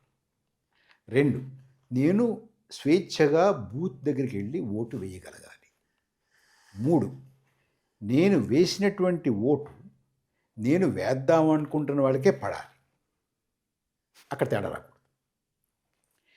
నేను వేసినటువంటి ఓటు అనుకున్నటువంటి వాళ్ళకే పడి, వేద్దామనుకుంటున్నటువంటి వాళ్ళకే అది రిజిస్టర్ అవ్వాలి. నేను వేసినటువంటి ఓటు వేద్దామనుకున్నటువంటి వాళ్ళకే పడి, వేద్దామనుకుంటున్నటువంటి వాళ్ళకే రిజిస్టర్ అయ్యి, వేద్దామనుకుంటున్నటువంటి వాళ్ళకి రిజిస్టర్ అయ్యి, వేద్దామనుకుంటున్నటువంటి వాళ్ళకి రిజిస్టర్ అయింది వాళ్ళకే పడినట్టుగా లెక్క పెట్టాలి కదా. ఇన్ని స్టేజెస్ ఉన్నాయి. ఇందులో ఎక్కడ తేడా వచ్చినా మన ప్రజాస్వామ్య ప్రక్రియకి భంగం కలుగుతుంది. సో ఈ ప్రక్రియకి భంగం కలగకుండా చూసేటటువంటి బాధ్యత మనం తీసుకోవాలి. నెంబర్ 1. నెంబర్ 2, ఇది దాటి ఇవాళ మనం ఎక్కడికి వెళ్ళాము? మామూలుగా ఏం జరుగుతుంది సతీష్? ప్రజాస్వామ్యంలో ప్రజలు ప్రభుత్వంలో ఎవరు ఉండాలి అని నిర్ణయిస్తారు. ఇవాళ ఎస్ఐఆర్ పట్టుకొచ్చి ప్రభుత్వం ఓటర్లు ఎవరు ఉండాలని నిర్ణయిస్తుంది. నువ్వు ఉండొచ్చు, నువ్వు ఉండడానికి వీల్లేదు. ఇప్పుడు మీకు బీహార్ చూసాం మనం. సుమారుగా 65 లక్షల ఓటర్లని తొలగించారు. ఓకే, ఏం చెప్పారు? చనిపోయిన వాళ్ళని, ఇక్కడి నుంచి షిఫ్ట్ అయినటువంటి వాళ్ళని, ఇక్కడ ఉండట్లేదు అన్న వాళ్ళు absentees, shifted, absent, dead, duplicate, వీళ్ళని తీస్తున్నాం అని అన్నారు. ఆ తర్వాత కోర్టుకు వెళ్ళి ఇదిగో మేము బతికే ఉన్నాము కానీ మా తీసేసారు అనేది మనం చూసాము. బ్రెజిల్లో ఉన్నటువంటి ఆవిడ పేరు మీద 15-20 ఓట్లు ఉండడం చూసాము. లేని వాళ్ళు ఉన్నారు, చనిపోయారని చెప్పి తీసేసిన వాళ్ళు బతికే ఉన్నారు, షిఫ్ట్ అవున వాళ్ళు అయ్యి ఉన్నారు, అవ్వకుండా ఉన్నారు, అక్కడే ఉన్నారు. ఒకే ఇంటి అడ్రస్ మీద 509 ఓట్లు నమోదైనటువంటి ఉదంతాలు చూసాము. 409 ఓట్లు నమోదవడం చూసాము. ఇది సొరబాట్ల దాన్ని తీస్తున్నాం అని పెద్ద యాగి చేశారు. చివరికి మీరు లిస్టు పెట్టండి అని అంటే కాదు అని చెప్పి సుప్రీంకోర్టు ఏవైనా సరే లిస్టు బహిర్గతం చేయాలి అని అంటే బహిర్గతం, అది కూడా ఏ పోలింగ్ బూత్ దగ్గర ఉందో అక్కడ ఒక లిస్ట్ పెడతాం తప్ప మొత్తం అంతా కలిపి ఒకసారి ఇవ్వమని అంటే మాలాంటి వాళ్ళు అయినా కూడా కష్టపడి అన్ని చోట్ల నుంచి సేకరించి ఒక చోట పెట్టి చూస్తే పేరుకి ఎదురుగుండా ఏమిటి కారణం? చొరబాటుదారుడు విదేశీయుడు కారణంగా తీసినటువంటి vote 2. Okay, only 2. Okay, so ఏమిటి నువ్వు చేసినటువంటి ప్రక్షాళన? ఎవరిని తీసేవు నువ్వు? ఎవరిని తీసేవో చెప్తాను నేను. ఇది బీహార్. ఇప్పుడు రెండో ఫేజ్ జరుగుతుంది, ఎస్ఐఆర్. ఇవాళ ఓటర్లు లిస్టులో నుంచి తొలగించడానికి సిద్ధంగా వీళ్ళు అనే ఒక ముసాయిదా జాబితా ఇచ్చారు కదా. ఉత్తరప్రదేశ్లో 2,93,00,000 మంది, 2,93,00,000 మంది. తమిళనాడులో 97 లక్షల మంది, 97 లక్షలు చూశాను. కేరళలో 21 లక్షల మంది, రాజస్థాన్లో 60 లక్షల మంది. ఎవరు వీళ్ళందరూ? ఓకే, ఇంకొంచెం లోతుగా వెళదాం. ఏం జరుగుతోంది ఇక్కడ? ఏం జరుగుతోందనంటే మామూలుగా ఒక రాష్ట్రంలో అడల్ట్ పాపులేషన్ అంటే 18 సంవత్సరాలు నిండినటువంటి జనాభా ఎంతో ఉజ్జాయింపుగా మనకు ఉంది. సెన్సస్ లేకపోయినా మిగతా సర్వీస్లో ఉన్నాయి, ప్రభుత్వం కండక్ట్ చేసినటువంటి సర్వీస్లో. అది వెల్ఫేర్ కావచ్చు, ఫ్యామిలీ ప్లానింగ్ కావచ్చు, ఇంకోటి కావచ్చు, ఫ్యామిలీ వెల్ఫేర్ కావచ్చు, ఆ సర్వీస్లు ఉన్నాయి కదా. దానికి 1,00,000 అటు ఇటుగా ఉంటే పర్వాలేదు. నీకు బీహార్లో దాని గ్యాప్ ఉండాల్సినటువంటి అడల్ట్ పాపులేషన్కి ఓటర్లకి మధ్య దగ్గరగా నీకు 40 లక్షలు తేడా ఉంది. ఎవరో 40 లక్షల మంది ఎందుకు తీసేవారు వెళ్ళి? ఇంతమంది మైగ్రేషనా కాదే, ఇంతమంది డెడ్డా కాదే, ఇంతమంది షిఫ్టెడా కాదు. షిఫ్ట్ అంటే ఈ నియోజకవర్గంలో షిఫ్ట్ అయ్యి ఇంకో నియోజకవర్గానికి వెళ్ళాలి కదా. ఇక్కడికి వచ్చి పనిచేస్తున్నాడు, ఆంధ్రప్రదేశ్కి వచ్చి, తెలంగాణకు వచ్చి, బీహార్ నుంచి మళ్ళీ అక్కడ పెడతాడు కదా. సో లేదు, ఇక్కడన్నా ఉండాలి కదా వాడు ఓటు, ఎక్కడో చోటు ఉండాలి కదా. వయోజన ఓటు హక్కుని నువ్వు కుదిస్తున్నావు. ఎందుకు కుదిస్తున్నావు అంటే చెప్తాను, కొంచెం ఓపికగా విను, 2 నిమిషాలు చెప్తాను. మామూలుగా నువ్వు రాజకీయ శాస్త్రం చదువుకున్నావు. నేషన్ స్టేట్ 1648లో యూరోప్లో పుట్టింది. యూరోప్లో పుట్టినటువంటి నేషన్ స్టేట్ మొట్టమొదట వారు దృష్టి సారించినటువంటి ప్రశ్న ఏమిటంటే, ఈ నేషన్కి ఎవరు సభ్యులు, ఈ నేషన్లో ఎవరు ఉంటారు, నా మతాన్ని అవలంబించేవారు ఉంటారు, నా కులం వాళ్ళు ఉంటారు, నా సంస్కృతి వాళ్ళు ఉంటారు, నా రంగు వాళ్ళు ఉంటారు, లేకపోతే నా భాష మాట్లాడేవాళ్ళు ఉంటారు అనేది ప్రాతిపదిక, వాళ్ళ సమాజ ప్రాతిపదిక. సమాజ ప్రాతిపదిక. మన సమాజ ప్రాతిపదిక ఆ రోజుల్లో 47, 48లోనే మన ప్రాతిపదిక ఏమిటి? ఈ దేశంలో ఉన్న వాళ్ళందరూ మన పౌరులు. జాతితోటి, కులంతోటి, మతంతోటి, భాషతోటి, సంస్కృతితోటి సంబంధం లేకుండా అందరికీ నిలయం ఈ దేశం అనేది మన ప్రాతిపదిక. అయితే ఆ ప్రాతిపదికని ఆమోదించినటువంటి శక్తులు కొన్ని ఉన్నాయి. ఆవేళ మాట్లాడడానికి కూడా కుదరలేదు వాళ్ళకి. ఇప్పుడు వాళ్ళు ఎలాగోలాగా అధికారంలోకి వచ్చారు. ఉద్యోగాలు ఇస్తామనో, నల్లధనాన్ని పట్టుకొస్తామనో, మరొకటో చెప్పి వచ్చారు. కరప్షన్ లేకుండా చేస్తామనో అది చెప్పారు. కానీ ఇప్పుడు ఏం చేస్తున్నారు వాళ్ళు? మొత్తం ఆ ప్రాతిపదిక తిరగదోడి మొన్న ఆర్ఎస్ఎస్ చెందిన ఒక పెద్ద ఆయన చెప్పారు, ఇది హిందువులదే ఈ దేశము అని. అంటే ఆ రకమైనటువంటి జాతి ప్రాతిపదిక మీద ఈ దేశ సమాజాన్ని మార్చడానికి ఒక ప్రయత్నం ఒకటి. రెండోది, ఇది రక్తపాతం లేకుండా జరుగుతున్నటువంటి రాజకీయ నరమేధం అనేది నేను అంటాను. It is a bloodless political genocide. I tell you why. Because ఇదివరకు అది జర్మనీలో కావచ్చు, లేకపోతే అమెరికాలో కావచ్చు, లేకపోతే స్పెయిన్లో కావచ్చు, లేకపోతే ఇటలీలో కావచ్చు, లేకపోతే ఈ మధ్య జరిగినటువంటి నగోర్నో కరబాక్ కావచ్చు, హంగరీ కావచ్చు, రువాండా కావచ్చు, అక్కడ నా జాతివాడు కాదు అనుకున్న వాళ్ళని బయటకన్నా తోసేశారు, లేదు చంపేశారు, రక్తపాతంతో చేశారు. ఇక్కడ మనకి రక్తపాతంతో చేసేటువంటి అవకాశం లేదు ఈ దేశంలో. ఈ 2025లో అలాంటి అవకాశం కూడా లేదు. అయితే ఒక పౌరుణ్ణి చంపాలంటే ఏం చేయాలి? నిజంగా కత్తితో పొడవకుండా చంపాలంటే ఏం చేయాలంటే ఓటు హక్కు తీయాలి. ఓటు హక్కు తీస్తే నువ్వు పౌరుడు కాదు, ఇంకా జనాభా లెక్కలో తీసేయడం. జనాభాలో ఉంటాడు కానీ పౌరుడు కాదు. పౌరుడు కాదు. నువ్వు ఇప్పుడు ఈ బస్తీలో అందరికీ ఓట్లు తీశారనుకోండి, ఎవడన్నా వచ్చి నమస్కారం పెడతాడు నీకు? నాకు ఇక్కడ నల్లా కావాలంటే ఇస్తాడు ఎవడన్నా? ఇక్కడ రోడ్డు ఏమంటే వేస్తాడు ఎవడన్నా? నువ్వు అవసరం లేదు నాకు అనొచ్చు కదా. అంచేత ఇది అందరికీ చెందినటువంటి దేశం కాదు, కొంతమంది దేశమే అని చెప్పడానికి చేస్తున్నటువంటి చంపకుండా, పొమ్మనకుండా పొగబెట్టడం అంటే ఇది ఇవాళ ఆ స్టేజ్లో ఉన్నాం మనం. డెమోక్రసీకి ప్రాతిపదికైనటువంటి ప్రజలు ప్రభుత్వాన్ని ఎన్నుకోవడం మానేసి ప్రభుత్వం ప్రజల్ని ఎన్నుకోవడం, ఓటర్లు ఎన్నుకోవడం మొదలయ్యింది. అంతకుముందు ప్రిలిమినరీకి ఫైనల్కి వ్యత్యాసం పెంచుకుంటూ, అంతేకాదు వ్యత్యాసం ఎక్కువగా ఉన్న చోట ఒక పార్టీకి అనుకూలంగాను, వ్యత్యాసం తక్కువ ఉన్న చోట ఆ పార్టీకి ప్రతికూలంగాను ఫలితాలు వచ్చే నా దగ్గర లెక్కలు ఉన్నాయి. నేను రాశాను కూడా దీని గురించి. చాలా అద్భుతమైనటువంటి దీన్ని నాలెడ్జ్ అనే ఒక చిన్న మాటతోటి నేను సరిపెట్టను. ఈ విషయాలన్నీ ప్రజలకి తెలియచేయాలి. జర్నలిస్ట్ డైరీ అనేక భావాల్ని, అనేక అభిప్రాయాలని, అనేక రకమైనటువంటి విషయాల్ని వివిధ వ్యక్తుల నుంచి, అండ్ పరకాల ప్రభాకర్ తను మాట్లాడింది తన కోసం కాదు, సమాజంలో ఇలా జరుగుతోంది అనేటువంటి ఒక భావ వ్యక్తీకరణ. అది చాలా అద్భుతంగా చెప్పారు. ఈ విషయాన్ని జర్నలిస్ట్ డైరీ ద్వారా పంచుకున్నందుకు అద్భుత. Thank you very much.